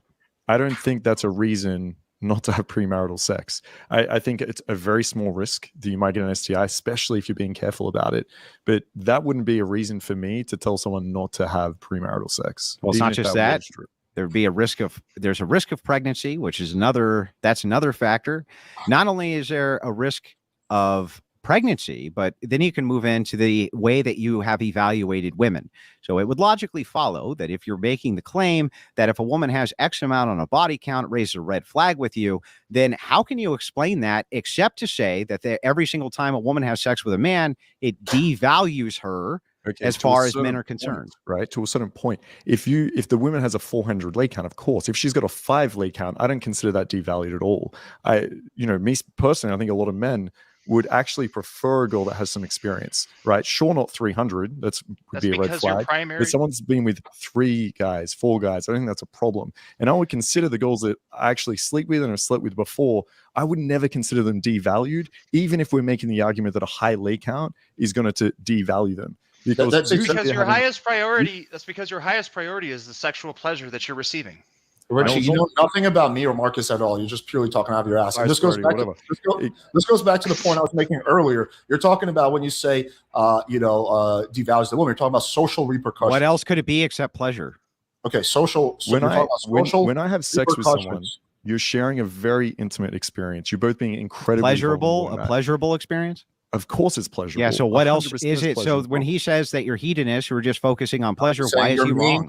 Your main goal is you keep doing the shit where you like getting married is pleasurable, isn't it? I keep doing this shit called logic. Learn it. You keep doing the shit where you purposely where you need to learn logic. That's a you problem. Answer my question. Stop obfuscating every 5 seconds. He didn't say. Richie said it's his only goal. He didn't say it's one of his goals. I said his primary goal. Right, his main goal. How do you know that? How do you know primary is different than only? Okay, I'm going to tell you it's not pleasure. If it was just pleasure, I just get prostitutes and fuck. Then tell me what else it is. Tell me what else it is. I just told you get to build a connection with a girl, right? Is that pleasurable or not pleasurable? All of this is going to be pleasurable. Are you kidding? Right. So then it's all pleasure. Pleasurable. Andrew, let Marcus finish. Everything is pleasure. Yeah. Yeah. I mean, you could argue essentially, right? Anything that's positive is going to be everything is not pleasurable. Having people who are chaste. Wait. So you're saying that people who are chaste and not engaging in sex, even though they want to, that's pleasurable for them? Say it again. Andrew, is having sex with your wife pleasurable? Are you saying that people who are chaste and would like to have sex but do not because they feel like it's a duty not to do so, that's pleasurable to them? Yeah, it probably is. Why? Why would that be pleasurable? They want to do. They want to do a thing, but they can't do the thing. Why would that be pleasurable? Andrew, is having sex with your wife pleasurable? Or why won't you let this guy answer a fucking question? Well, I just want you to get answers to a few questions. There's different. I've been answering them nonstop. There's different types of pleasure. So when I withhold from eating a Big Mac, I actually find that pleasurable because I'm meeting my diet goals, for example. If you're someone that really believes that sex is bad and you're withholding yourself from doing it, you probably feel a sense of pleasure from doing that. With myself, just because I'm having sex doesn't mean it's just for pleasure physically, tactically. There's a lot more that goes on with sex. It's a very intimate experience. It's very vulnerable that you share with a person. There's a lot more that goes into that. When I lay down with a girl after having incredible sex with her and we're cuddling and staring into each other's eyes, yes, it's pleasurable, but it's more than just, oh, I'm fucking this girl because I just want to get my dick hard, right? So then, from your worldview, as Richy just stated, the purview of consequentialism for you is everything is under a pleasure dynamic. So you believe that if you abstain from something, it's pleasurable. If you don't abstain from something, it's pleasurable, but it's all based around your pleasure. No, I'm not saying that at all. Then give me something that's not based around pleasure. Okay, then we can go back to sexual compatibility. I might just be having sex with this girl. I'm not saying just. This is a part of it to figure out if this is someone I actually want to spend more time with. Because if this is going to be awful and we don't match and it's awkward and it doesn't feel right, then I don't want to spend any more time with this girl in a relationship. Because it's not as pleasurable. It's not compatible. It's the same way if you were to meet someone, right? And you go on a date and this girl is just a fucking asshole. And you're a fucking coon brain, dude. It's not going to be pleasurable. I like Richy's random. Right, it's not going to be pleasurable. I agree. It's all based around pleasure. What framework? We gotta get Richy an exorcist. Oh, we operate around Christian deontology, not around pleasure and consequentialism. Is having sex with your wife pleasurable, Andrew? Are you going to answer that? Of course. Okay. I don't even see why that's a problem. I'm happy. He's doing that for pleasure. Yeah, there can be. Hang on. There is intersection. Stop interrupting, Ashley. We're having a pleasant conversation. There is. She's a moderator. You have to let her talk, man. There is intersection between. There is intersection here between different ethical standards. So I'm not saying that all pleasure is bad. That's ridiculous. I'm just asking you for a mode or a model that you operate off of that's not purely based around pleasures in your brain, because I think that that's the modus operandi for you, just like it is for Alex. I think both of you base everything around whatever pleasures you're getting out of it, and you don't really give a shit ultimately. But what I was going to say is Marcus brought up things. Andrew, if I ever need a therapist, I'm definitely going to hit you up. If I thought that my pleasure, sorry. Yeah, let Ashley get an order. Sorry, Ashley. Yeah, if I thought that my pleasure, right, say I was having, every time I had sex with someone, it killed them, right? Then obviously I wouldn't want to be having sex with them. Okay, so to just say it's just pleasure is obviously not true. That actually doesn't even make sense. What are you talking about? If I enjoyed fucking a girl, but it means she died afterwards because I had a deadly dick, right? Then she has HIV. Yeah. So then, under your worldview, you just got done telling me that you would do that action because you find it the most pleasurable for you. Oh, you just said not engage in it. No, hang on. I can give you. I will give you the counter example. Because part of it is pleasurable. Bro, hang on. Shut up, Alex. Let us finish our exchange. One more time, Marcus. I love Alex's random interjections. I'll tell you what, we're gonna be completely quiet. We're gonna be me and Richy will be completely quiet, and then you ask the question again and let me answer it. Which question? Ahead. Market. Okay, so then if you don't have a question, let me finish. I'm just asking you. So here's, and I'm trying, Alex, stop talking. You're not so one more time, previously I asked you this. I said, if a person has a duty to not have sex and abstain from sex, even though they want to have sex, would you consider that to be pleasure? You said yes. So under this same exact, it could be pleasurable for someone to abstain from something they don't want to do. No, your exact words were yes. Yeah, it could be, yes. Yeah. Okay, so now it could be. Every single time. The example of the Big Mac, maybe I really want a Big Mac and I don't have it and it's fucking miserable. Or maybe it feels really good because I'm staying with my diet plan. It could be both, is what I was saying. Yeah, so under your worldview, then, if a person feels that they have a duty to abstain or be chaste, that doesn't necessarily mean that that's the most pleasurable thing for them then, correct? Yeah, correct. Okay, great. So now that we have that answer and we're moving back into yours, why would you want to have promiscuous sex with multiple women external to pleasure? What is the duty there? I don't see it. I'm not encouraging everyone to have promiscuous sex. I'm talking about you specifically. All I'm saying is you shouldn't stop people from doing it, right? Yeah, okay, but I'm asking you a direct question, and the direct question is, can you tell me what it is for you, which is external to pleasure, for why you do that? Why I have sex external to pleasure? I just said multiple times. I get to build a connection with the girl. I get to be vulnerable with her. I get to understand if we're compatible. I get to understand if this is a relationship I want to move forward. Can't you do all those things without having sex with them? Not to the same level. Yeah, you Why? probably could, but not to the same level. So the pleasure aspect seems Because- to be the deciding tipping factor for you, yeah? Not the deciding tipping factor, no. Well, then why can't you engage Pleasure in is- all of look, those activities external of Pleasure having sex is a with a huge woman? part of sex, okay? No one is denying that. Everyone, well, I hope everyone's having great sex and enjoying it. But that's not the only reason I do it.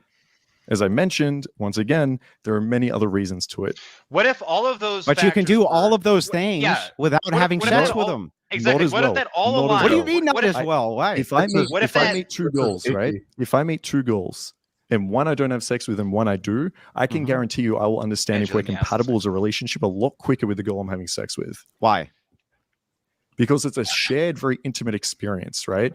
So I would argue it's almost the same as if I was to go on a holiday with one of the girls as opposed to the other, right? So the It's- most you get to important see a lot aspect for more you. about her. So then the most important aspect for you And is sexual indeed the sex. compatibility, which is a huge part of a So relationship. then the most important part for you actually is the sex, which is what I stated before and you disagreed with. No, I didn't say. When did I ever say it's the most important? So I said if- it will help you. Well, it If has to be compared the to the most two, it will important help. because you say these other factors No, I are did are not say not that's the most even. You important. said these other factors you can't really determine them without the sexual aspect, right? Andrew, I why said do you you smoke? could, Why do you smoke and But you drink? could understand it Without a lot pleasure. better if you do have sex with them. Okay. Marcus, I didn't say it's what if- 100%. Marcus, It could okay, even okay. be 10%. Let me. Wait, I think I want I to can solve this question. get a question in. Andrew, why do you smoke and drink? Besides pleasure, Because I like it. pleasure. Yeah. So right. it seems like pleasure is a huge motivator in your life as well. It's a motivator for me to smoke and drink. What does that have to do with the price of tea in China? Was it pleasurable getting married to your wife? Of course. Marcus, hold on, Oh, Marcus. so Let me it's ask you just this. did it for These pleasure. literally Can I have ask you- nothing to can do I with ask each you other. You got No, married. it They actually have nothing to absolutely do with does. each other. You're going after Marcus, Marcus, for Yes. being motivated Yes, by there's pleasure. overlap in ethical systems. You're Yes. motivated by pleasure as well. I want to know. I want Okay. to know. It's fine. I'm willing to answer any questions or like whatever. Go ahead. I'm Go trying ahead. to What do you say. wanna ask? Okay. But okay. So Marcus, if let's imagine a scenario where you had this girl that was great in every aspect, right? Mhm. But you didn't have sex with her yet. Mhm. Would you marry her, not knowing that you would have, like, knowing that you didn't really know how she was in bed? No, I wouldn't marry her. Then the most important part Is No. the of sex. your Because relationship I would say is that sexual about- compatibility. I would say that. Let me answer this. I would say that about plenty of other categories. If she was good in every single way, but she never wanted to have kids, then I probably wouldn't marry her. Now, is that going to be the most important thing? No, it's just one deal breaker. Bad sex is one deal breaker. No kids is one deal breaker. Not wanting to travel is another deal breaker. I have No plenty kids of is a deal breaker? breakers with Wait a someone second. that I wouldn't Yeah, marry. she's the perfect woman, but Is once that a a month, deal? Is that a once deal breaker? Once a month, she Once smokes a month, she meth. murders people. She smokes Yeah. meth and she fucking crashes her car. But Yeah. So this is a no, pivot. every other time she's perfect. Yeah, But this it's is a deal pivot. breaker. Hang on. So This is a it's- this it's is a not a deal pivot. breaker. contributing factor for me. Wait, it's but not- not it's the not main pivot. one. It is. Only I'll one. explain how it's a pivot. So we're asking Marcus about Marcus specifically, and Marcus moves on to a generalization and says, "Well, it could be for some people. This is a No, deal I'll say breaker. about That's me. a deal No, no, breaker. He's I'll trying say to for do this you, weird so for pre-oppositional you, shit. is a woman who won't Me have personally. children a deal breaker for you?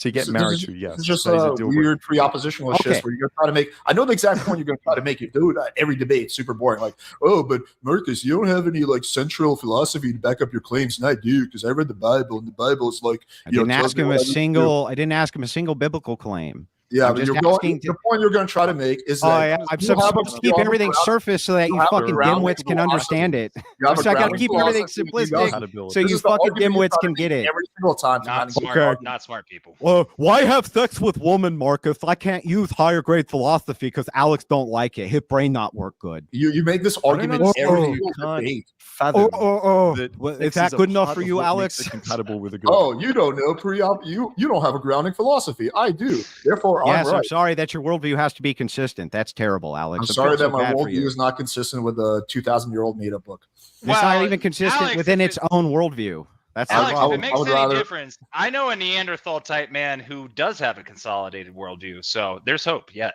Well, that's rare because I mean, I I've believe- got I a question believe they're for all Andrew, dead. actually. Wait, Richie, I've got a okay, question go for ahead, Andrew. go ahead. Andrew, would you, I'm just curious, actually, would you marry a woman that would never have sex with you? Of course Ever? not. Of course not. So sex is the most important thing for you.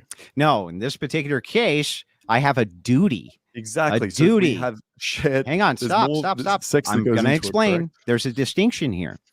You are operating under the purview of promiscuous sex even outside of marriage and saying that it's not the sex itself, which is the thing that's really the high value. It's the fucking cuddling and getting to know them aspect, which is bullshit. But even if I assumed that that was true, I'm not if saying you're the moving into cuddling and getting marriage, to know them is the marriage, most a important thing in functional sex part, either. a functional part of marriage is what? Procreation. That's also a duty of mine. That requires sex last time I checked, and it's going to always require sex. Do you So and your yes, wife of only have course. sex to procreate? I didn't say sex is only for procreation. I gave an example of how it's your duty to procreate. And also, the way that a marriage works inside of our viewpoint is that it's a symbiosis between the church. The man is symbolizing Christ as the head of the church and the woman as the body of the church. And yes, of course, it's okay for a husband and wife to have sex. It's actually encouraged in many ways because you do get all of those connectional values, etc. You have 5 kids, but you probably had sex hundreds and hundreds of times with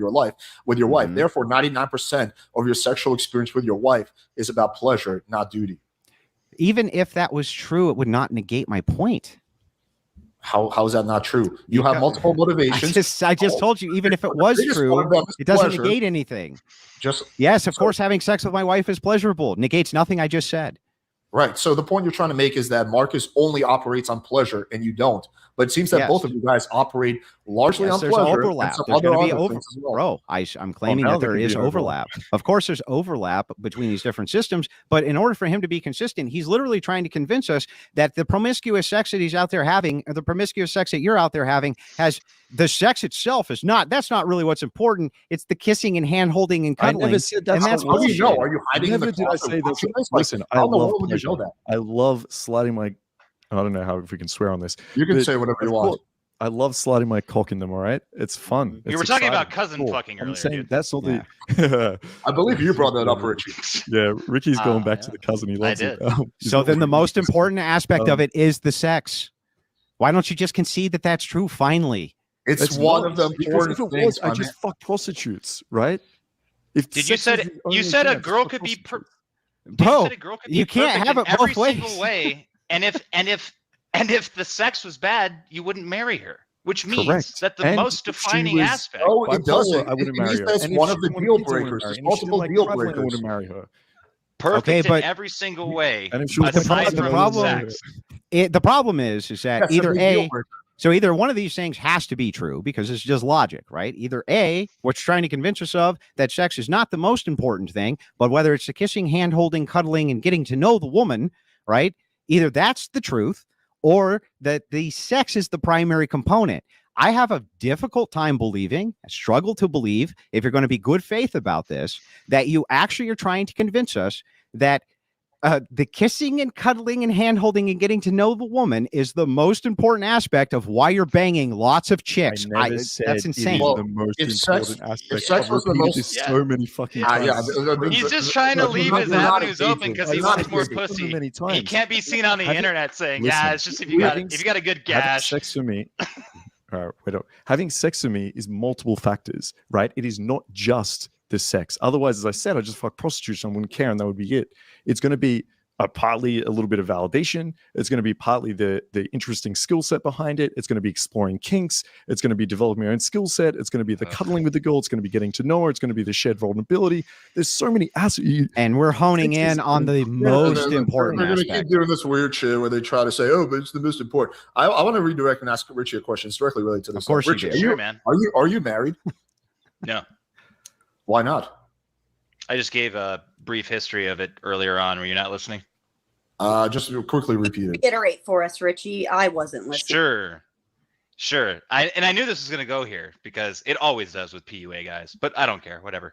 I was in several long relationships, 4 or 5 years. And then afterwards, I sort of lost my faith in God, or rather I became agnostic and became a hedonist for a while. Longer than I should have. Well, doing a day as a hedonist is longer than you should have. And then I sort of came to the you know what it was? It was Stefan Molyneux, and he was talking about how women pair bond with people And I realized that I was actually doing more harm than good by sleeping with women that I didn't have any intention of marrying.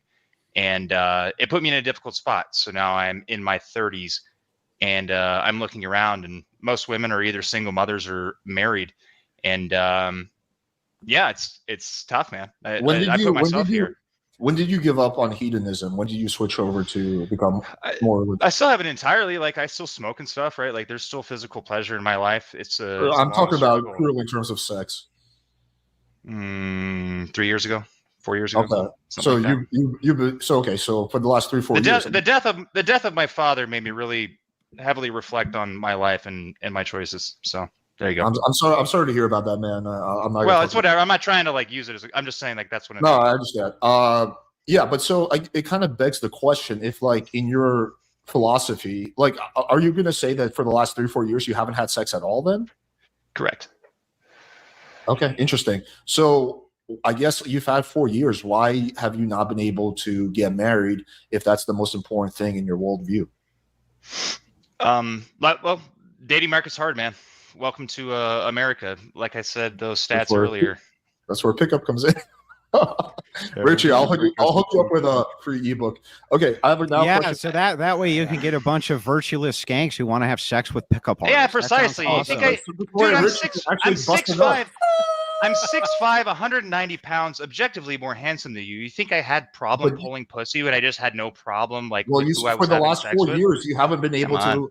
It's not that I haven't been able to. I'm looking for a virtuous person. Do you understand the distinction? You've been doing it for 4 years. I can go to the bar and fuck a skank. Well, no one's talking about that. Basically, anytime I want to. You for 4 years, you haven't been able to accomplish your dating goal. But just remember, if you were doing that, Richie, if you were going to a bar and picking up skanks, it wouldn't be about the sex. It's because you want to hug and cuddle and look into their eyes late at night. Oh, absolutely. Yeah, you haven't been. Hang on. You guys obviously have no idea what good sex looks like. Honestly, you have zero idea what good sex looks like. 4 years. And sorry, I'll just finish it. If you're going to a club and seeing it is just like picking up a skank and fucking her and then kicking her out, of course the sex is going to be horrible. And I tell you what, it's not going to be pleasurable. You can keep making jokes about, oh, you hug and cuddle. That's a big part of sex is aftercare, especially kinky sex that is very enjoyable and pleasurable, which I'm sure you'll go back to. But sex is more than just putting your dick in someone. Markus, you're speaking Chinese right now. This is no, sorry, go for it, Alex. Yeah, Richie, if you're I don't understand how to have hedonistic sex over years. Yeah, it's bizarre. It's a foreign concept to us. Tell us more. I'm not telling you should do that, Richie. If you're so successful, hang on, don't run away. If you're so successful with women, then why have you not been able to achieve your dating goal, which is getting married to a virtuous woman, for the last 4 years? 4 years, you have not been able to achieve your relationship goal. Why is that? If you're so good with women, if you're so I'm good with women, I'm good with picking up whores. But also at my age, like, it's tough, man. Dating market's hard. Like, if you're really looking for, I'm not going to say specifically. I'm doing my best not to dox myself. 73. Like 30s, 20s, 40s. Oh yeah, I'm 18. No, but anyway, it's. Wait, why can't you?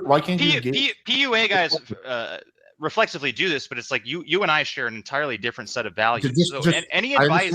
Just engage. Any advice that you would want to give that was a joke. I'm not basically any advice that you would want to give me is basically a way of sort of demeaning or like okay. Putting me on a lower platitude. That was a joke. I'm not actually trying to give you advice. That was a joke. It's called humor. Right. Okay, so very alpha of you, homie. So okay, I don't understand why the fucking arguments. I don't understand why you can't just answer what like age, like your 20s, 30s. I'm not asking you to give me your exact age. Just give me like a ballpark. Who gives a shit? Just go to the point. Because he said. Do you have a fucking point to make? Yeah, because he said in his age. All you're doing right now is posturing. You're posturing on the internet. No, that's what you guys are doing. He's in his 30s. He's in his 30s. Okay, there we go. I don't know why it took us 5 minutes to get there. So yeah, in your 30s, he said that, bro. In your 30s, you have spent 4 years trying to find a virtuous woman, and you have not been able to do so because it's so hard when you're in your 30s. Well, it's not even so much just virtuous, but a lot of the women my age have children, and that's a very like serious decision to make. I've had siblings and family members that have like married single women, and of course hasn't worked out. That's a very difficult thing to do. But in your and worldview, wouldn't it be your duty? And especially if they had to a father marry, in their life, to raise somebody else's children? Not as opposed necessarily. to I mean, being whatever. single? My father did it. I'm not like opposed to it morally necessarily, but it's also, you know, not super attractive. If you marry a girl But that it's not they about got her pleasure. It's gender, not about what's if you attractive, marry a right? girl that got her gender studies degree that has $200,000 in debt, and you're expected to pay that off, that's not attractive either. Richie, but the child will have a better outcome What about what's attractive? if you help take care of the kid. Shouldn't you do it and to give the No. child a better outcome? opposed to being single? Marry? No. Like if the kid is already being taken care of by the father, like financially. No. Let's assume it's a single different mother. story. Oh, is that a different story now, Richie? Wait, Ashley, no, you can't. Sorry, Ashley. Save it for after. God, I forgot. I'm so Richie, so you're the biggest duty is to give a kid. All right. So, like, I don't mind following. I don't. Hold on. So why don't you mind. marry? I don't mind. Look, it's whatever. You can get as personal. Take care of the kid. You can get as personal with me as you want, but I just want to make a distinction here. I want to make it clear that you guys fucking got wrecked on this debate, and now you're trying to like go into like. Those sounds the guy that made where fun I'm of at. those, like 30 minutes in because you had no retort. Fuck off, Rich. Wait, Ashley, no, come on. Stop. Is a single mom getting offended? We gotta be fair. Hang on. Let's strike that from the record. We're gonna strike that from the record. Cool. Our moderator is offended because I'm attacking. I'm not offended. I'm not offended. All right, Richie. Here's a little emotional. Here's what I'm trying to explain to you is that there's a lot of inconsistencies and hypocrisies in a lot of the shit that you guys say, and one of the hypocrisies, like what? I'm literally about to tell you if you just wait 2 seconds. One of the hypocrisies is that you say like, oh, well, you know, it's a duty, you know, it's the duty to take care of kids and give the kids the best outcome. But you know that if you marry a single mother, that kid will have a better outcome. That's because the man who was supposed to be taking care of him has shirked his duty and the mom. Do you understand the distinction there? Shouldn't you step in and give the kid a better It's not outcome? my duty to step in and stop you because you have not completed your own. Now, would I help? Yes, I would help, but that doesn't mean that I have a dutiful obligation to take care of your children in lieu of my own. My highest duty would be to my own children, Alex. We all get that, but then why is it your duty? Well, then if you get that, what's the argument? Why is it your duty to overturn no-fault divorce? Because that's not your fuck up. Because I have a certain type of society which I think is preferable for everybody to live in, and that society is not filled to the brim with single mothers who are creating mentally ill lunatics all over our streets. But it's more preferable for Richie to marry the single mom and help raise the kid. Why is that more preferable? Tell me why that would be a better outcome when you look at the outcomes with stepdads. They're not great. In your worldview. No, the worldview, the stepdad is also problematic. So when you're talking about the statistics with the stepfather coming in, the rates of molestation and everything else skyrocket. So when we're talking about intact homes, we're talking about the duty between the biological parents and their own children, and they're shirking their duties. So you guys are going off on some wild tangent. In your worldview, we know. They're basically trying to find personal flaws. If I would have just lied and said, "Yeah, I have 5 kids," would you not allow people to they wouldn't have anything. Mothers? In your worldview, go ahead, Marcus, with your question. Yeah, in your worldview, if marrying a single mum led to worse outcomes for the kids, would that mean you wouldn't want anyone to marry single mums? If you mean on average, that. Yes. Yeah. So the thing is that if you're looking at averages for stepfathers, it's not optimal. What's optimal is if you have the parents who are intact. That's what's optimal. No, I just answered the question. It's implicit in the question. So if it's a bad outcome to have stepfathers, you probably shouldn't have a stepfather. However, everything is case. I'm not saying I would ban it. We're talking about what's optimal. When you're talking about individualistic cases, I think that those have to be arbitrated individually. And I've never said anything to the contrary. However, that doesn't mean that we want to create a society where people are having to make those decisions over and over and over again, because what we're producing is a single motherhood machine. Do you understand the distinction? Let's talk hypothetically, right? Let's talk hypothetically. Let's say our society has a lot of single mothers right now. Yeah. And let's say, according to you, that having a guy come in and marry those mothers would lead to worse outcomes from the kids on average. Would you ban people from marrying single mothers? I wouldn't even ban I wouldn't ban most of the things I advocate against. I just ask for a separate adjudication system based on the ethical standards that people have. That's one. And then the second thing is, I think that individualism or individual arbitration for something like that is just fine. People can make good choices for stepfathers for their children. People can make good choices. Let me finish, bro. Sorry, go for People it. can make good decisions individually for those things. But what we should be doing always is pushing for a societal outcome which is optimal. So if we're looking at hang on, stop. I'm almost done. If we're looking at what's optimal for society, it's the intact parents. They also have a duty to their own children. So these are optimals. So you're saying that individuals should make that decision. It shouldn't be forced upon them. No, I'm saying ultimately each individual is going to have to make their decision. However, from a policy prescription standpoint and from a societal prescription standpoint of what society is pushing, people are more likely to make good decisions if the normalization of good decisions is what's raised up as being virtuous, as a standard to follow, rather than being pushed against. An example of this, again, would be like LGBTQ propaganda has drastically increased the rates of people. No, I'm giving you an example. We're not getting into LGBTQ. I'm just giving you an example of propaganda. So if you look at propaganda for that, that's why you see so many people who identify along the LGBTQ lines is due to that propaganda. If that propaganda didn't exist, it's likely that they wouldn't identify that way. So when we're looking at societal outcomes, we're looking at what we're trying to push for optimization. Okay, and so going back to what we're talking about, so you would push that people should not get in relationships with single mothers. I don't think that it would be optimal. So the single motherhood pandemic that we have right now, I think that it's far better for us to push as much propaganda as we can everywhere that we can. That the next generation, specifically the next generation, understands these stats that they can make better decisions. And if they make those better decisions, we won't have the same single motherhood pandemic. There's no curing it right now. Even if you have stepfathers, not stepfathers, it's an incurable crisis. So back to my question, would you encourage people not to get married to single mothers? No, I'm not encouraging that. I'm just saying that it's not an optimal solution for most people. Okay, so you wouldn't encourage it even though it's not optimal? Yeah, that's correct. So what? Okay, but you're all about what's optimal and encouraging that a second ago.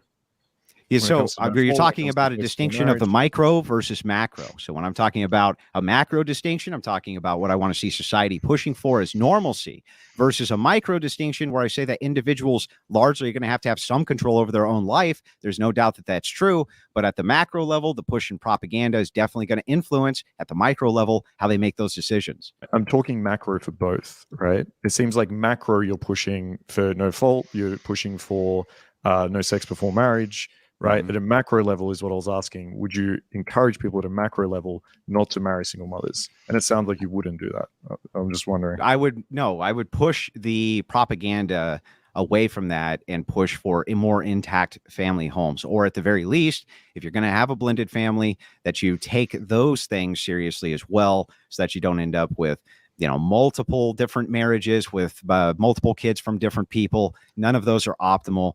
Everybody who's ever been in those situations tells you essentially they're not optimal. I know, I have experience with it myself. So no, they're not optimal situations. So no, I don't think that as a society we should be pushing that as being optimal at all. I have a quick question. If you're done with your line of questioning, now it's my turn. I just hang on. Now it's my turn. I answered every single question asked. Who decided that's your turn? Hang on. Did I just not ask every question he had in his line of inquiry? Yeah, but this is a follow-up on what Markus said. It's like, I know, but I want to talk to Markus now, right? Because he just gave me an inquiry. I'd like to give him the moderator can decide whose turn it is. I think that Andrew, you make but you have talked a majority of this debate, albeit I enjoyed it, but Alex hasn't, and Alex did want to make a point. I think I'm not allowed to follow up with an inquiry. Just you can totally follow up. I'm literally going to ask one or two questions, and that's all. Go ahead. Hold that thought in your head. Derail. Do you think a single mother home is more or less successful than a home where the stepfather comes in? I would say on average, it's probably less successful than even if you have a stepfather present. Really? So you think that a woman by herself is going to do a better job than a woman who has a father figure who comes in and helps raise the kid? No, really? the opposite. Oh, okay. So okay, sorry, I misunderstood you. So you think that the stepfather home will do better? Probably on average, I would say that that's likely, but neither one of them are optimal. Okay, understand that. All right, so Richy, being the kind soul that he is, why would he avoid single mothers if he joins that? If he joins that family, he can get a better outcome for the kids. You guys in his case, hang on. You just asked me the question. Go ahead. Okay, so if you're discussing this in those terms, you would actually validate the duty that Richy has to have his own brood, and from his own brood, focus his highest duty on that. Why would that not be the case? That would be the most optimal position he could have. But he's tried 4 years. Apparently, he's not able to. He said what? The only people he can get. So who cares if it takes him a decade? Why would it matter if it took him a decade? Okay, why would it matter if it took him 20 years? Let's do a hypothetical. Let's say Richy is barren. He cannot have kids on his own. In that case, should he then go ahead and marry a single mother and help raise the kid? No, here's what I would do in the alternative. I would actually just live for the rest of my family. I have siblings that have plenty of children. But why would you not give those? Well, no, I would go. I would go live near them. For one thing, maybe do. I'm trying to answer the question, but he could have higher duties even than that. So he may have a duty that's of compellence of his church to stay chaste his entire life. He could have higher duties than marrying a single mom within his religious framework, which he does. So you don't understand how a duty breakdown works. You think that just because we say one thing, which is that, hey, this could be more optimal to not have X happen, that means it's the most optimal. That's not true. One, or that the duty breakdown is that you must do something. It's an ought that you have to. That's ridiculous too. We're talking about you guys are hypocrites and you say one thing and do the other. On what? What's the hypocrisy? Like premarital sex, that's one. What is the actual hypocrisy? Are we going to get into this again? You just said how do you bring this shit up? And then when I asked you about it, you said, I don't know. Did you have sex with your wife before you married her? Yes, it's not a hypocrisy. 110 IQ. Okay. Yeah, that's not a hypocrisy. Before you married her, but people should avoid having premarital sex. Got it. Okay. Oh, okay, got it. Hang on, Alex. Move on to your line of question. Hang on, Alex. Are you circumcised? No. No. Okay. Assuming that you were circumcised, would you advocate against circumcision? If I was circumcised, would I advocate against circumcision? Mm-hmm. I don't know enough about circumcision to know whether it's bad or good. Would you find a person to be a hypocrite if they advocated against circumcision, if they themselves were circumcised? Well, that's a decision that wasn't made by you; it was made by your parents. So what if it was made later in life by you? If they made the decision and they regretted it? Well, yeah. I would probably be very suspicious of the motives, and I would say okay, well, does it make them a hypocrite if they got circumcised at 20 to then advocating in circumcision, or isn't it? Is that a hypocrisy or is it not a hypocrisy? Let me explain to you the difference. The circumcision, it's a yes or no answer. You would be, well, I'm not going to answer the way you want me to. With the circumcision thing or the drug thing, I'm about to answer. The circumcision or the drug example you like to use, the reason you would be advocate against that is because of negative outcomes, right? Hey, I got addicted to drugs. It cost me, my whole life. Hey, the circumcision thing, fucking made my penis bleed once a week, right? Because of negative outcomes. The sex out of wedlock thing had bad outcomes. So I'm advocating against it, Alex. So what's the hypocrisy, you fucking moron? What's hypocrisy, you stupid fuck?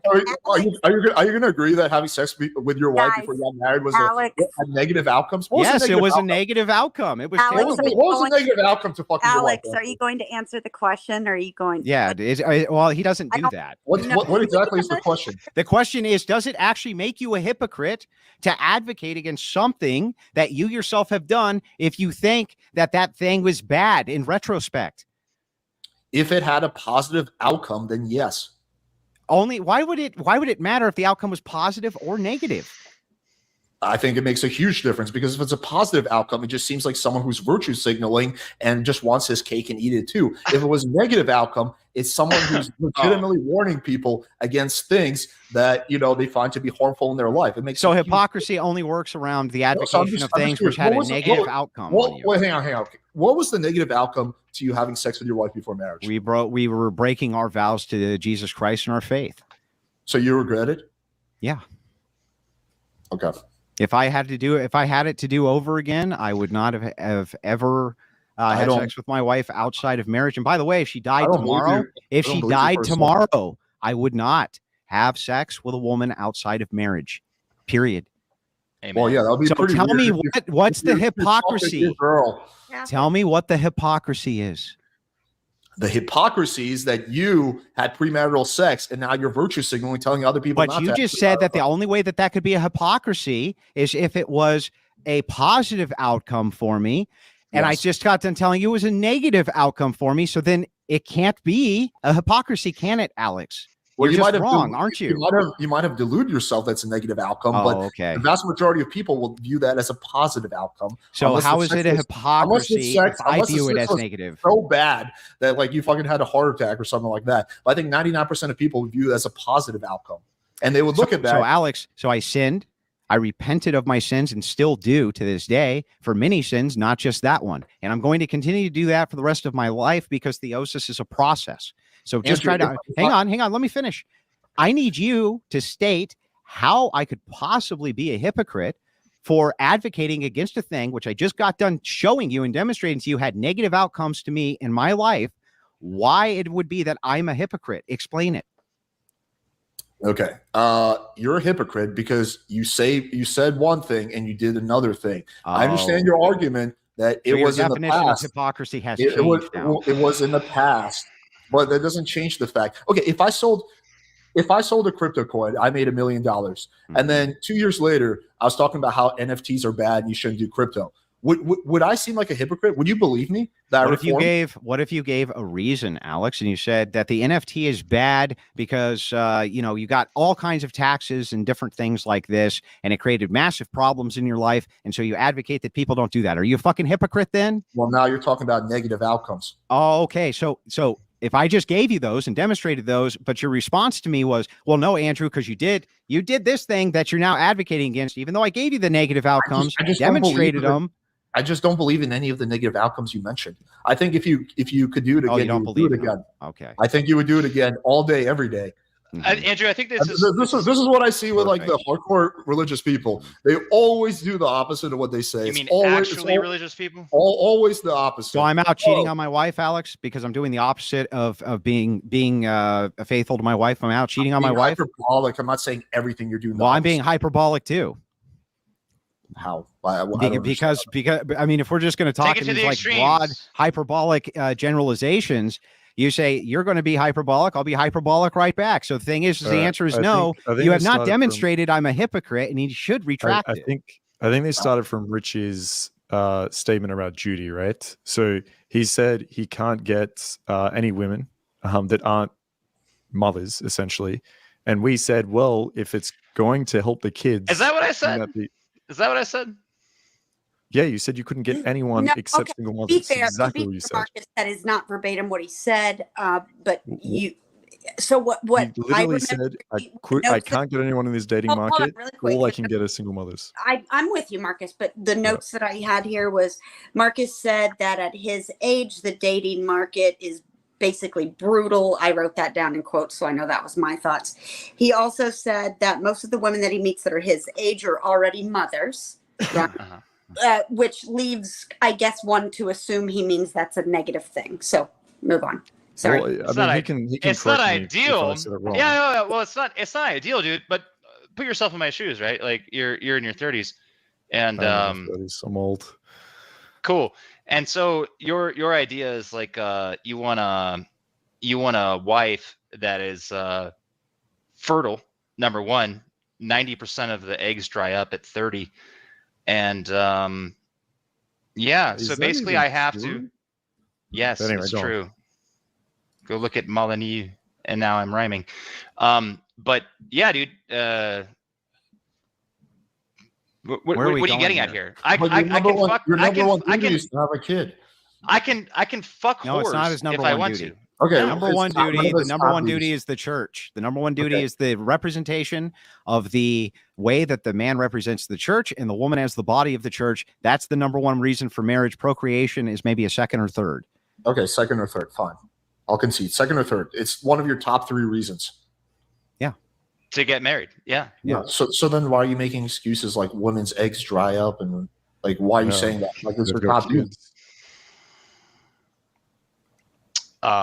Yeah, it's not an excuse, man. It's just where I'm at. Okay. Cool. So wait, so hang on. So you're saying that Richie's failures, as he's adhering to his duties, which he considers his moral prism, are wrong because he's failed? I'm not saying That's- his that, views are like- necessarily No, wrong. we're not I'm saying he's just- failed. We're saying there's room for success that he's not taking. What I was curious about, right? And what I- room I for say that success? What is your track record of getting people married, sir? My track record? What are you talking about? I'm talking about better than yours. Of getting people married? From the No, sounds of it, Richie can correct me if I'm All wrong, right. but from the sounds of it, he's saying he could marry a virtuous woman, but she'd be a mother, and he can't find anyone that wasn't. He can correct me if I'm wrong, but that's essentially what he was saying. No, So sir. my Well, it's question was, why it's don't you certainly marry it's her? certainly difficult to find, dude. I don't know. All right, here, I'll speak in terms that you PUA guys can understand. I Thanks, understand bro. this. Appreciate that, man. Basically, my value, arguments. my sexual market value keeps increasing, and I'm hoping that I will be able to snag a fertile, younger woman. That's basically my best prospect to becoming a father and like being a How does virtuous your person. sexual market value keep increasing? with Yeah, age? what part of your Because I keep sexual making market more value? money and fucking look at me. Okay, fucking look at me. That's a great argument. You keep making more money. So are you going to lead with your wallet? So Do you wanna- this is genuinely speaking like how. Wait, Richie, are you going to use your This is money? how sexual market value works. That's how Are you sexual going to market use your value money works. to meet a girl? Is that you're going to leverage that? Women are primarily concerned with resources. If you can't provide And resources, why for is there a contradiction to children. say a virtuous woman would not be after security? That doesn't make any sense. Well, he thinks that his But ability he can to give make security more now, money- right? Yeah, He can he's give a not form of trophy. security, but that does not necessarily mean that he's going to not have to search for a long time for the type of Christian woman that he wants, that has the So- virtues that he wants, that's willing to give him the children he wants. That may be a search. It takes a while. Let me So you're explain this. telling me he Well, can't find someone because he doesn't have enough money. I'm looking That's why for this a is- That's not what diamond was just in said. the Why don't rough. hang on? Well, I'm Stop. curious, so Stop. what are you Markus, saying? repeat my argument back to me that I just gave you. Repeat it back. It sounded like you were saying that he needs more resources in order to find this virtuous What was woman my because argument that's what back? they want. What was my argument? That's what it sounded like you were saying. I didn't say a word about that. All right, well then, what were you saying? Okay, 'Cause so that's pay what it sounded close like. attention now so that I'm you can listening. get this correct. What Try I use said was PDA that when it could you're- take a long while for him to find a virtuous woman that fits the Mhm. criteria that he has for his very Yes. rigid ethical system. Why is Yes. that problematic? He's indicating that it will be easier when his SMV increases, specifically his money. So we're asking, Maybe how is so. that actually going to help? Because, of course, women who are inside of the purview of our moral system also understand the duties a man has to provide them with security and provide them with these other values. But That Richie doesn't can already mean do Can you not provide them with security right now? that doesn't mean that there's not other options within the purview of these virtues. Doesn't mean that just because you have the virtues and the woman has the virtues that everything just lines up. That's So these- ridiculous. so This these is a virtues- ridiculous so these- standard. So these virtuous women are going to be more likely to date Richie once he has more money. But they're virtuous women, right?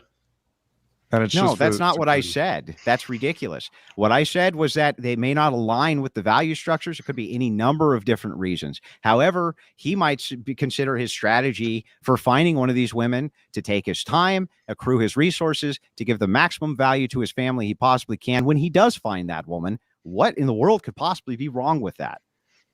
I'm engaging with what Richie said. And he said that his SMV is going to go up, and that's going to be the big thing that's going to help him meet a wife. When I asked him about SMV, he specifically alluded to money. What is So- SMV? Sexual market value. And I'm sorry, is that not a factor, Alex? I don't think money is going to help you accomplish your goal. No. Yeah, I actually don't think money will help you. Like, God bless I you. really don't. If you want a bunch of If sugar you're babies, then continuing yeah, to get that's not what you older, want. You don't think money's going to It's help gonna you be- raise a family, It's huh? going to be more difficult. Yeah, money's Well- not going to help with a family at all. That's One the of the most most insane virtuous thing I've people- ever one of heard. the most virtuous people I know. Family. If One of Richie's the broke, most then you're right. virtuous Andrew, people I if one of Richie's the most like a virtuous 200K people I in debt, know. then you're One of the correct. most But I don't think he virtuous is. people. One of the most virtuous people I know is a family member of mine. I have a cousin and also my brother. They worked their fucking nuts off to acquire what they have. My cousin's actually a woman, beautiful woman, but her partner, similar in age, he's a bit older than me. They are multimillionaires living very virtuous lives, and they started early. They started having kids early. But absolutely, particularly with what's around the corner, like very soon, I think that the type of woman that I would be looking for would be interested in having a man that could provide a substantial amount of wealth for them. In fact, I think that if I were to find a woman that sort of just fell into my lap, I would basically look at them as a barfly. I wouldn't see it as okay, so you you feel like want you deserve you it, want you a just- gold digger? I see. Yeah. no, you're retarded. Doesn't sound like a virtuous woman. Like Do you feel like you're retarded. At this point in time, can you not take care of a family? Do you not have the resources? What to does raise that? It's a non sequitur, bro. It's a complete and total non sequitur. It's Richie, are you not at a point right now where you could raise a few saying there's a kids? You reason don't have he the can't money yet. find a Because if woman. that's the argument, then we don't have a disagreement. If you're saying, "Hey, listen, man, I don't have any money right now, and I can't raise a family," then I'll say, "Okay, fair enough." But if your whole point is that, my argument is that I haven't been able to find a virtuous woman that's fertile, particularly in my area, which is whatever. It's not. it that's seems like fine. the main Doesn't thing nothing that to you do think with is going to help you with that is making more money. Absolutely, it is. No, Yeah. that's not what he said, though. That's what he said right now. No, He just and repeated I'll clarify. It's very simple what he's saying. He's saying that until he finds a virtuous woman, what is the problem with him accruing resources for the No, that's not what potentiality he's saying. of his future family? That's Why not would what that be he's saying. problematic? That's not There's what no- he's saying. Is that We not what you're agree. saying, Richie?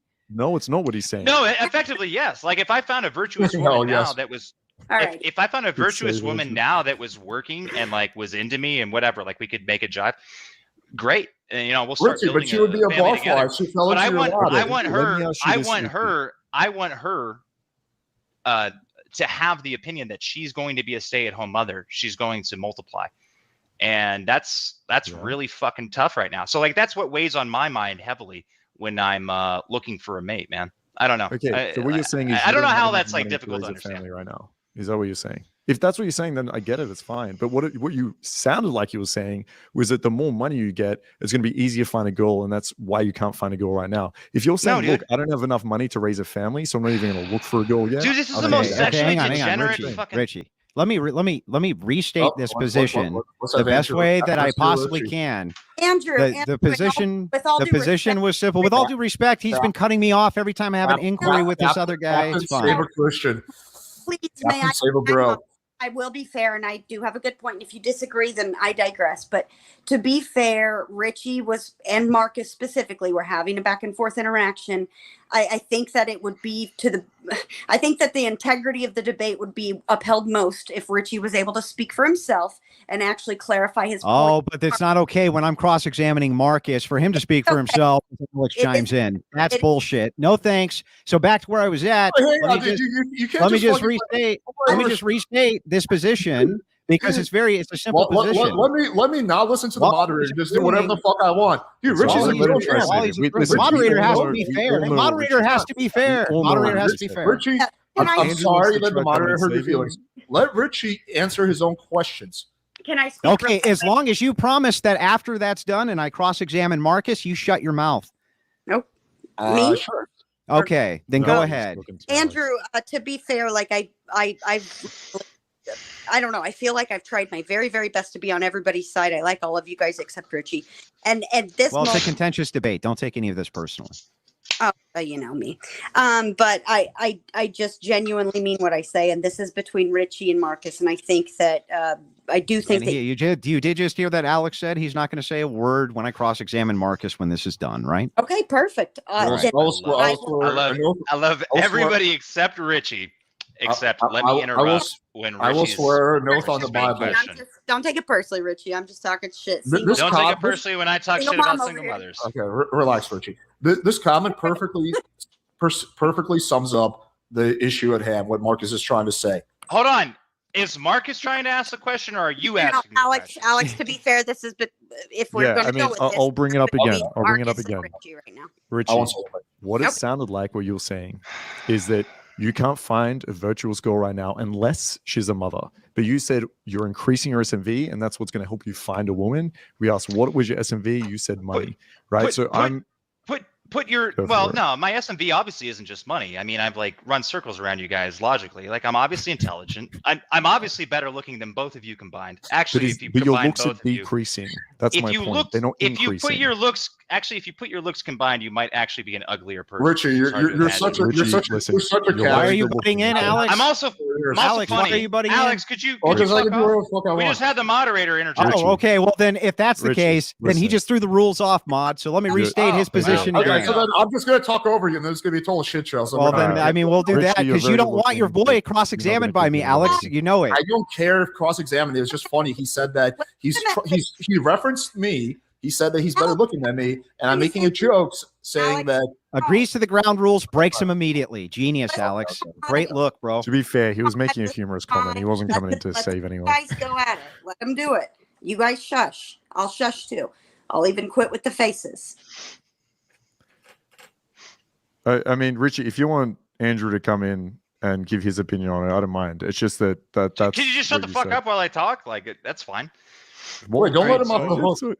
This is probably why you don't have a goal, man. Just we're all Alex, chill, mute. It's all good. Because I hate pickup artists. You have a lot of hatred. Yeah, it feels that way. Oh, I do. I hate Wicked. I'm not a big fan. But what about Christ, bro? What about not interjecting? He taught us 5 times, bro. Yeah. If you could just like.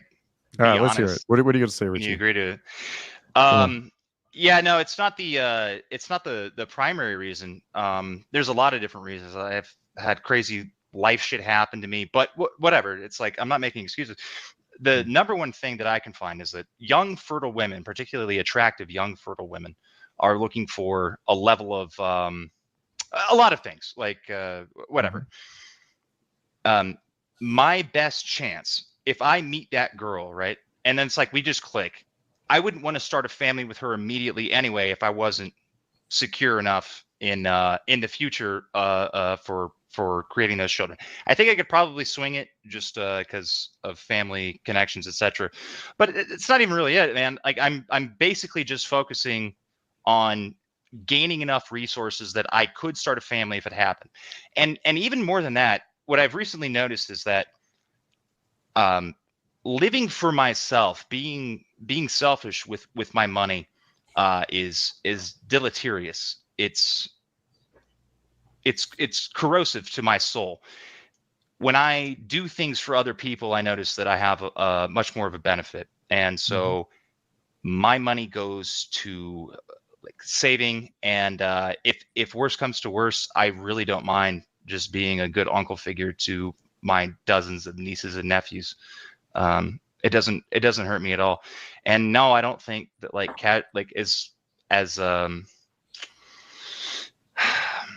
as desirable as it is, whatever, I'm still a man. To have sex with easy pussy is just not desirable to me. Like it's not. I know that it would fuck me up in the end. I know that ultimately it's like it's just a soul thing, man. I don't know. I don't know how else to explain it. I know. I'm sorry, I'm rambling, but I've been up since like early.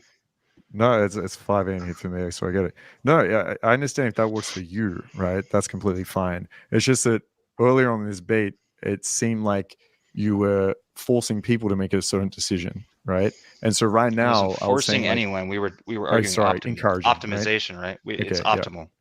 Yeah. And the reason I was bringing it up is it seems like it's more optimal for you to be with a single mother right now since you couldn't find anyone else, right? But if you're saying that's not the reason and it's just like you're not ready right now and you're working on things and you want to have enough money so you can support a family, then that's a different argument. I understand, but it's not. It's interesting that this argument became about me. It's like typical PUA guys, but that's fine. What do you mean by typical? I don't mind. Well, because you guys don't have arguments against these like broader spectrum. Like consistently throwing out, oh well, what about this? What about that? Max Salt, just nonsense, and you got crushed in your arguments. And so, what you typically like to do is you'll find a guy that hasn't been reproductively successful, and you'll say, oh well, here's what you need to do, Richard. You just gotta, because you're your followers. I the actually have people that no are problem POA with you followers. not being reproductively successful. I don't, but it's like you were using your worldview to say that we should be having kids and it's our duty. Yet you didn't want to do it with single mothers. That's why I brought it up. Well, in my okay. worldview, I don't mind if you don't have kids. I don't mind if you focus on your nieces, nephews. Dude, and we talked about this earlier. 40 Now- times more likely to be Well, sexually I don't know if you guys are abused. done with the inquiry, right? Because it's getting circular. But if you are, I would like to move into my cross-examination. Thank you, but with Yeah, that's people fine. listening, there was still a lot of interest from the chat, and I think that Marcus was just getting to a point. Okay. But Andrew, No, is it's correct. yeah. Andrew, I've kind of made my point. That's fine. If Richie wants to say anything else, he can. But I think I made my point. It's whatever, dude. The internet is a fickle place, and people don't really watch debates to have their minds changed. They sort of watch their debates to have their positions reinforced.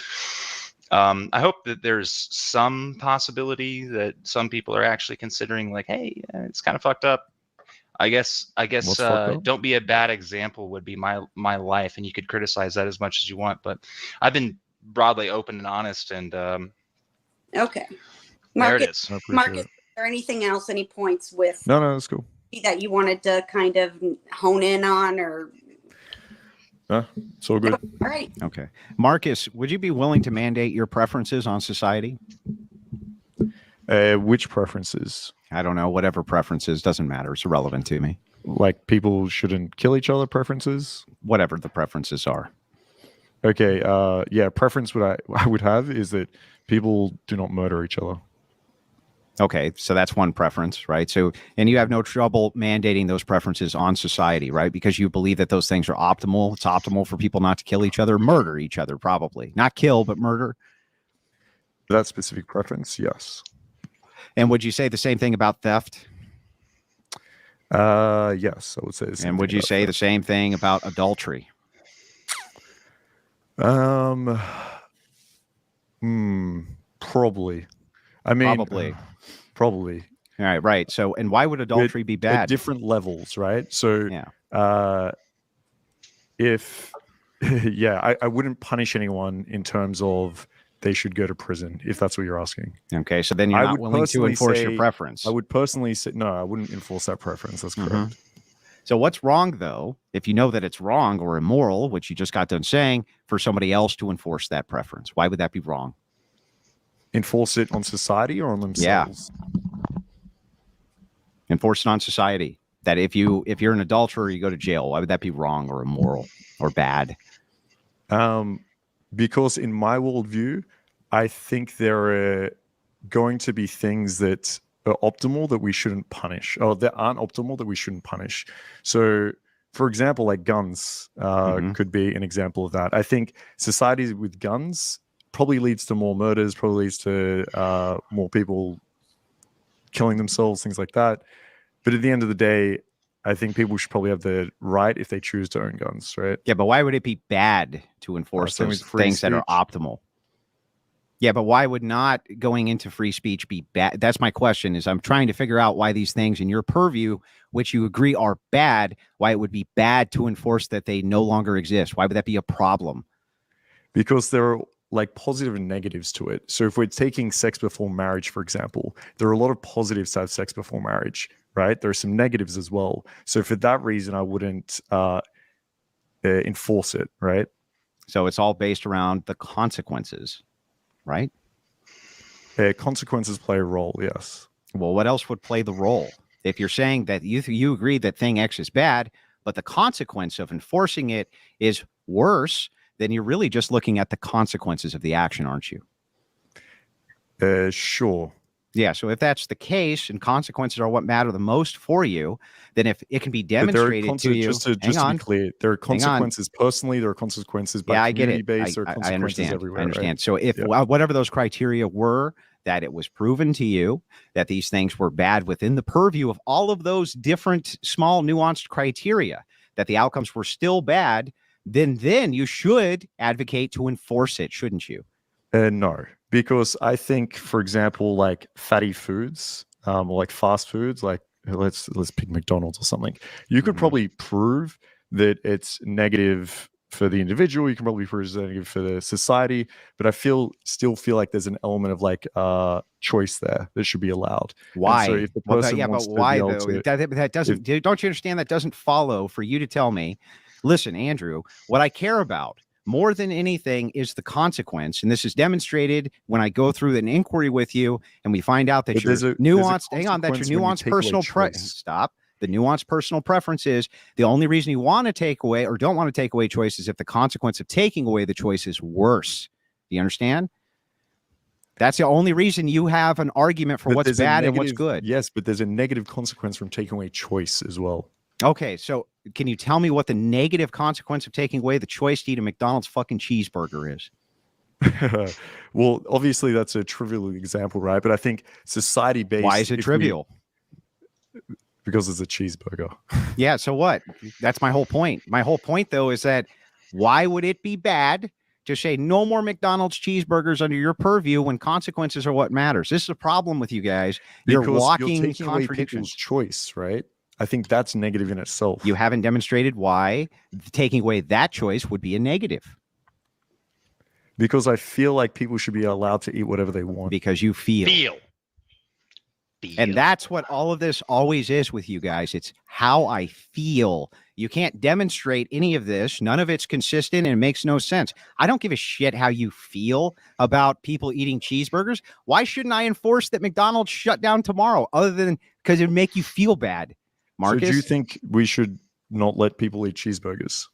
No, that's beside the point. It's a non sequitur. What I'm asking specifically is I'm asking if you whether I believe that or don't believe that. This is an internal critique of your worldview. I'm trying to figure out. I'm asking about your worldview. Do you not share the same worldview as me? No, I don't share the same worldview as you. And you can ask me about my worldview in just a second. And I will answer all of your questions you have when we're done. We're almost done.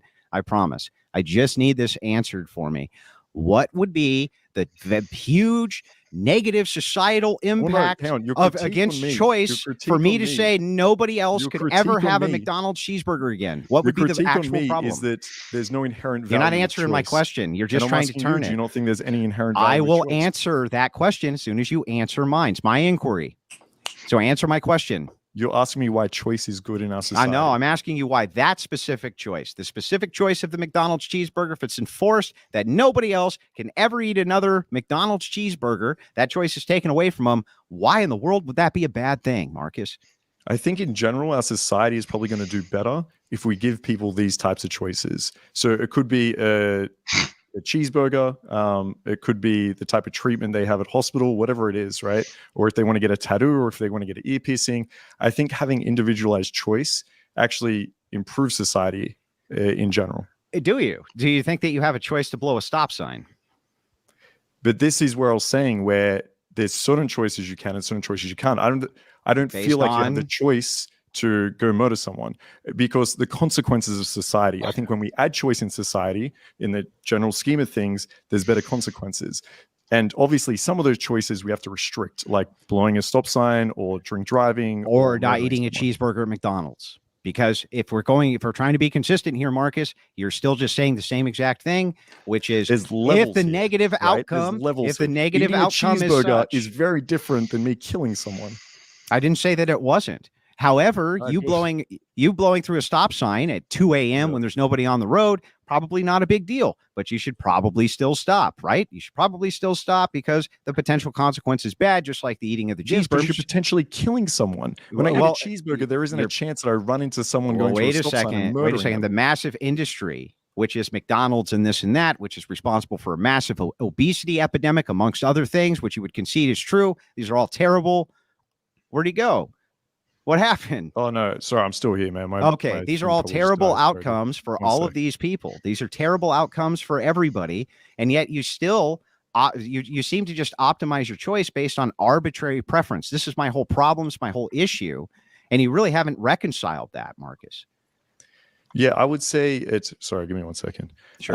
I would say there's levels to this. So if you could prove to me that McDonald's, for example, is causing a huge detriment to society and it's absolutely fucking ruining it, and that a bunch of people are dying and it's really horrible, then that probably would be something that I'd want to punish somehow, whether it be taxes or just outlawing it in general.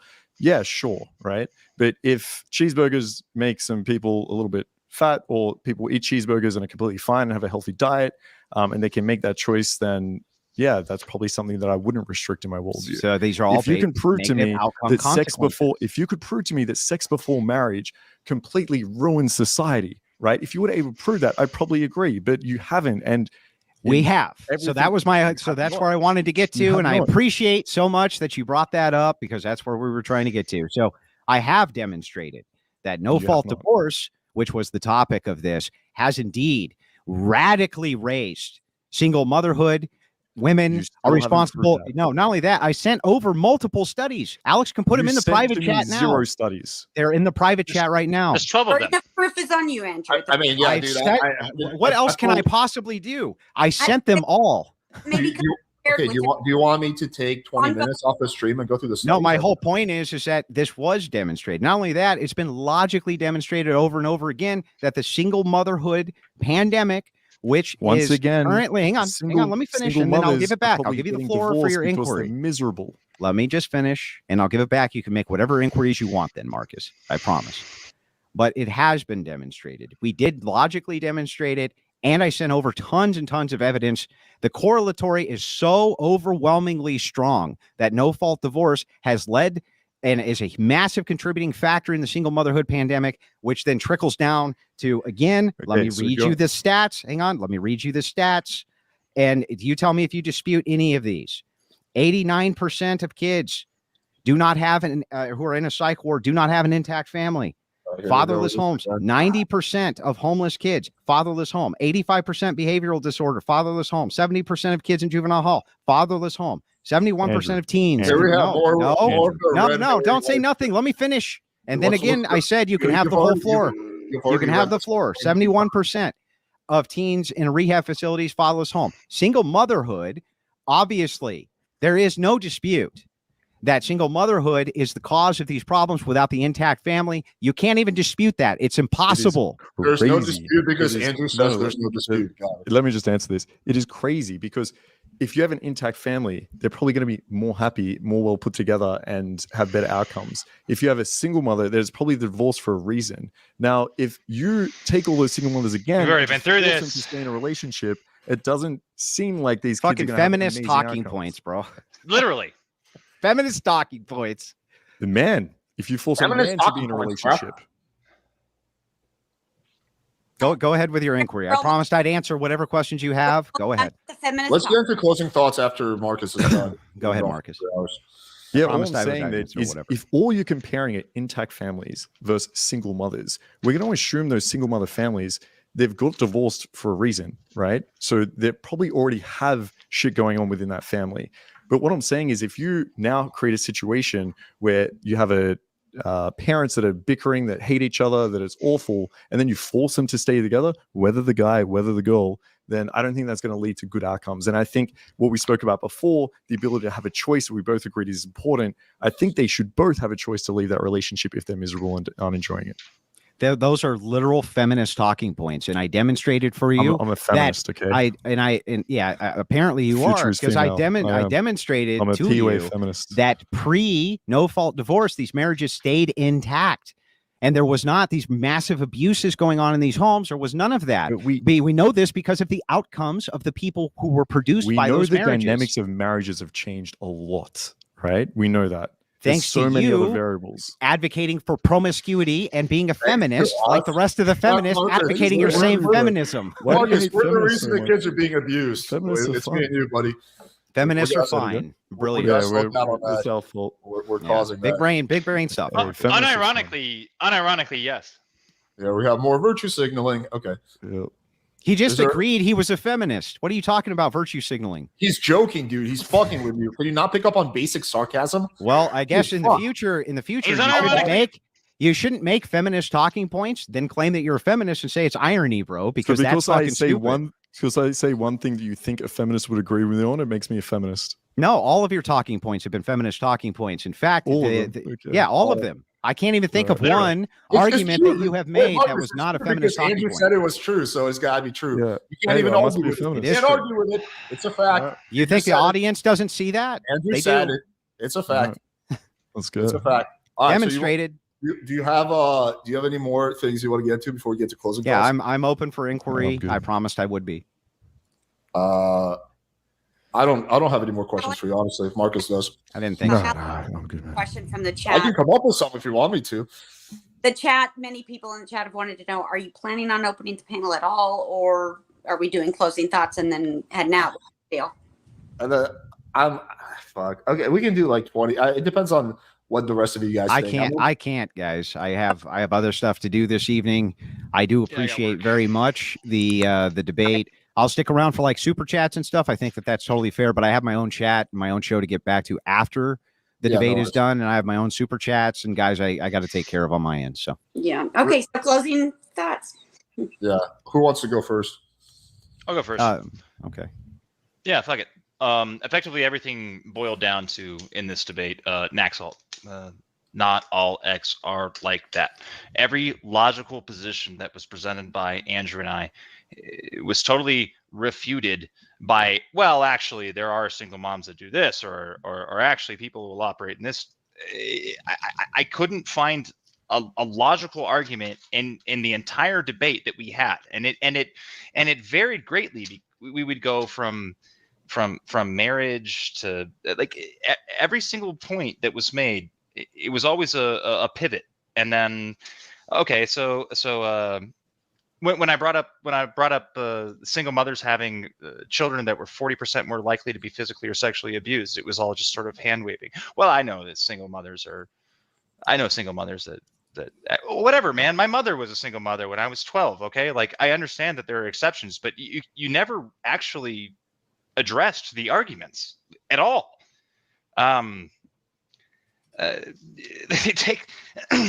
You took no responsibility for the negative repercussions of your actions, because truthfully, down to your core, everything is an excuse and I know that you don't perceive it this way, but this is how I perceive your arguments.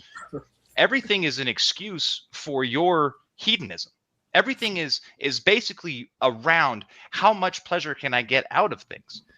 It has no serious purpose. You have no serious like pillars or foundation for the way that you think that you do outside of literally your physical feeling. Even down to Marcus talking about, oh, well, I need to have oh, well, sex is great. Good sex is good. Even to the point where like I can't actually get married to a woman if we don't have sexual compatibility. But then he would sort of like make this like woo excuse of like, oh, well, cuddling on the pillow and then like we touch each other's hair and scratch it feels good.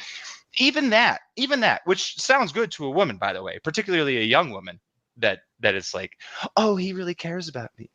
And it does feel good. Don't get me wrong. Like I understand like that connection between men and women. It does feel good, but it's like, it's still just pleasure. There's nothing there. Like there's nothing. There's no morality. It's literally just pleasure, hedonism. That's it. Thank you, Richy. Can I go next? Of course. All right. So the debate strategy with Andrew and Richy is basically, I have a grounding from my worldview. So I'm right. That's the common argument I hear over and over and over. Cut out. You did. I didn't know if it was just me. No, it was God, actually. God cut you out. I'm sure it was. Okay, anyway, so the debate strategy with Andrew and Richy is basically, I have a grounding from my worldview based on a 2,000-year-old book filled with fiction, and you don't, so I'm right. Also, the level of hypocrisy and virtue signaling here was off the charts. We have a guy who accuses Markus of being primarily obsessed with pleasure, who chain smokes and drinks, who says that premarital sex is bad, who had premarital sex with his wife, allegedly other women. Then we have a guy who believes marriage is one of the most important things, yet he has been single for 4 years. He says he wants a virtuous woman, yet the main thing he believes will help him with that is making more money. You guys the hypocrisy, you literally can't make this shit up. But I will give props to both Andrew and Richy for coming on. It was a fun discussion, and I enjoyed having it. I'd like Andrew to go next. That way we have one from one side, back and forth. Is that okay with you, Andrew? Sure. Okay. Yeah, so this is absolutely hilarious. We didn't talk about our groundation belief at all till it was brought up to us. All I did was a basic internal critique on this guy's worldview and what he thought about things. And we found that most of this is feminist style talking points. I didn't talk about grounding Christian ethics. I didn't talk about any of that. That was brought up by my opponent.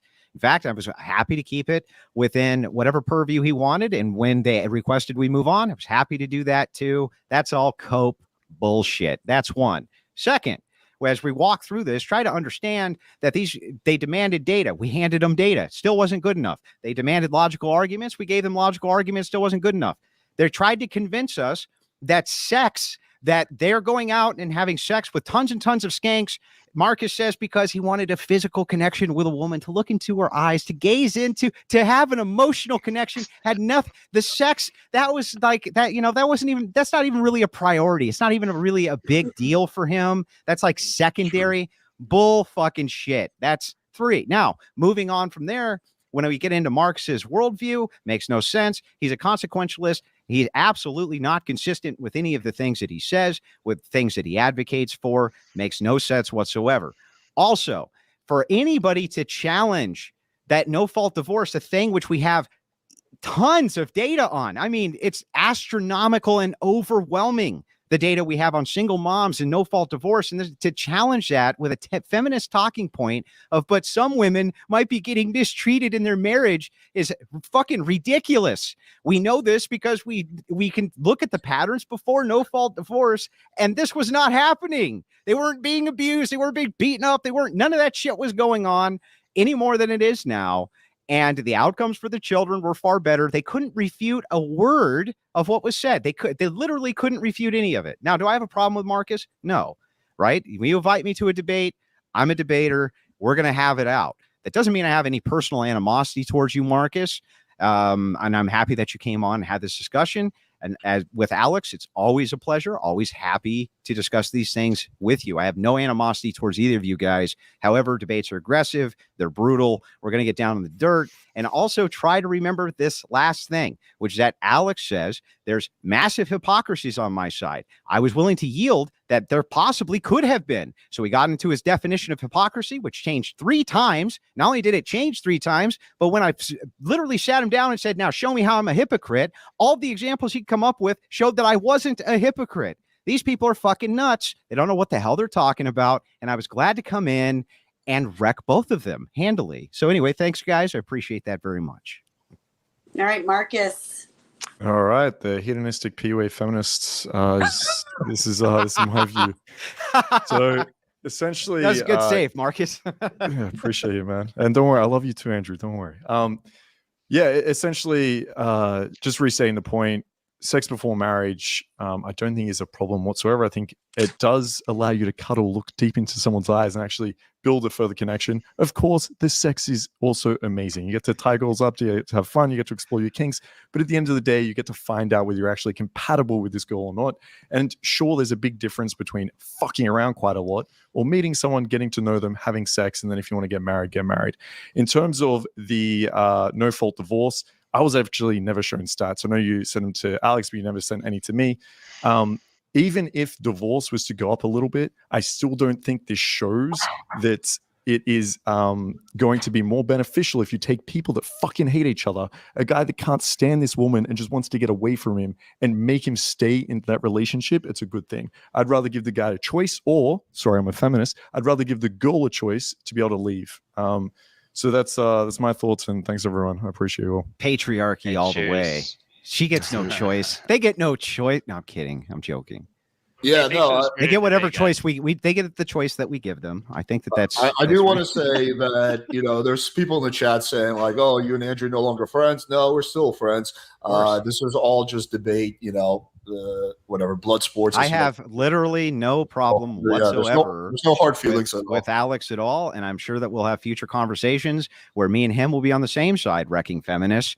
The one thing I'll say about the red pillars, including all of you out there in Alex's chat, I agree with 90% of the descriptive claims that you guys make. That's why I broadly consider a lot of the red pillars to be allies in the same type of conflict that I'm engaged with the progressive left and feminists. Just don't agree with their prescriptions, which is why we're kind of tangling up on a lot of those today. I find Alex to be a very thoughtful, good man. At least he's always been decent to me. I have absolutely no issues with him personally, but I'm not here to be nice to him. I'm here to kick his ass in the debate, and that's what I did.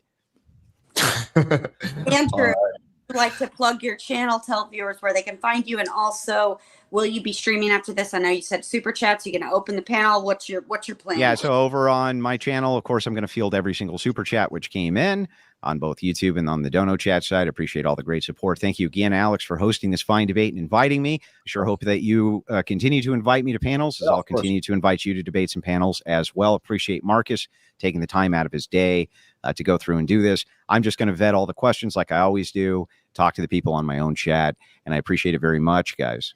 Cool. Thanks for coming on. Markus, do you want to plug your channel as well? Yeah, man. Ultimate Man Project. You can find out how to slay some bitches there, Richy, and also Orgasmic Bliss Coaching, where you can find out how to look lovingly into people's eyes as you have sex. Yeah, guys, check out Markus's Title channel. afterwards. He's one of the very, very few people who I will say is 100% legit. I've said this in the past. I think his cold approach is way better than mine. I think his infield is super valuable. So check it out. Definitely subscribe. It doesn't hurt to subscribe to 2 channels. So check it out. They have a lot of good content. Text game as well. Cheers. Cheers. All right, guys. Appreciate y'all. Good night. Thank you. Thank you so much.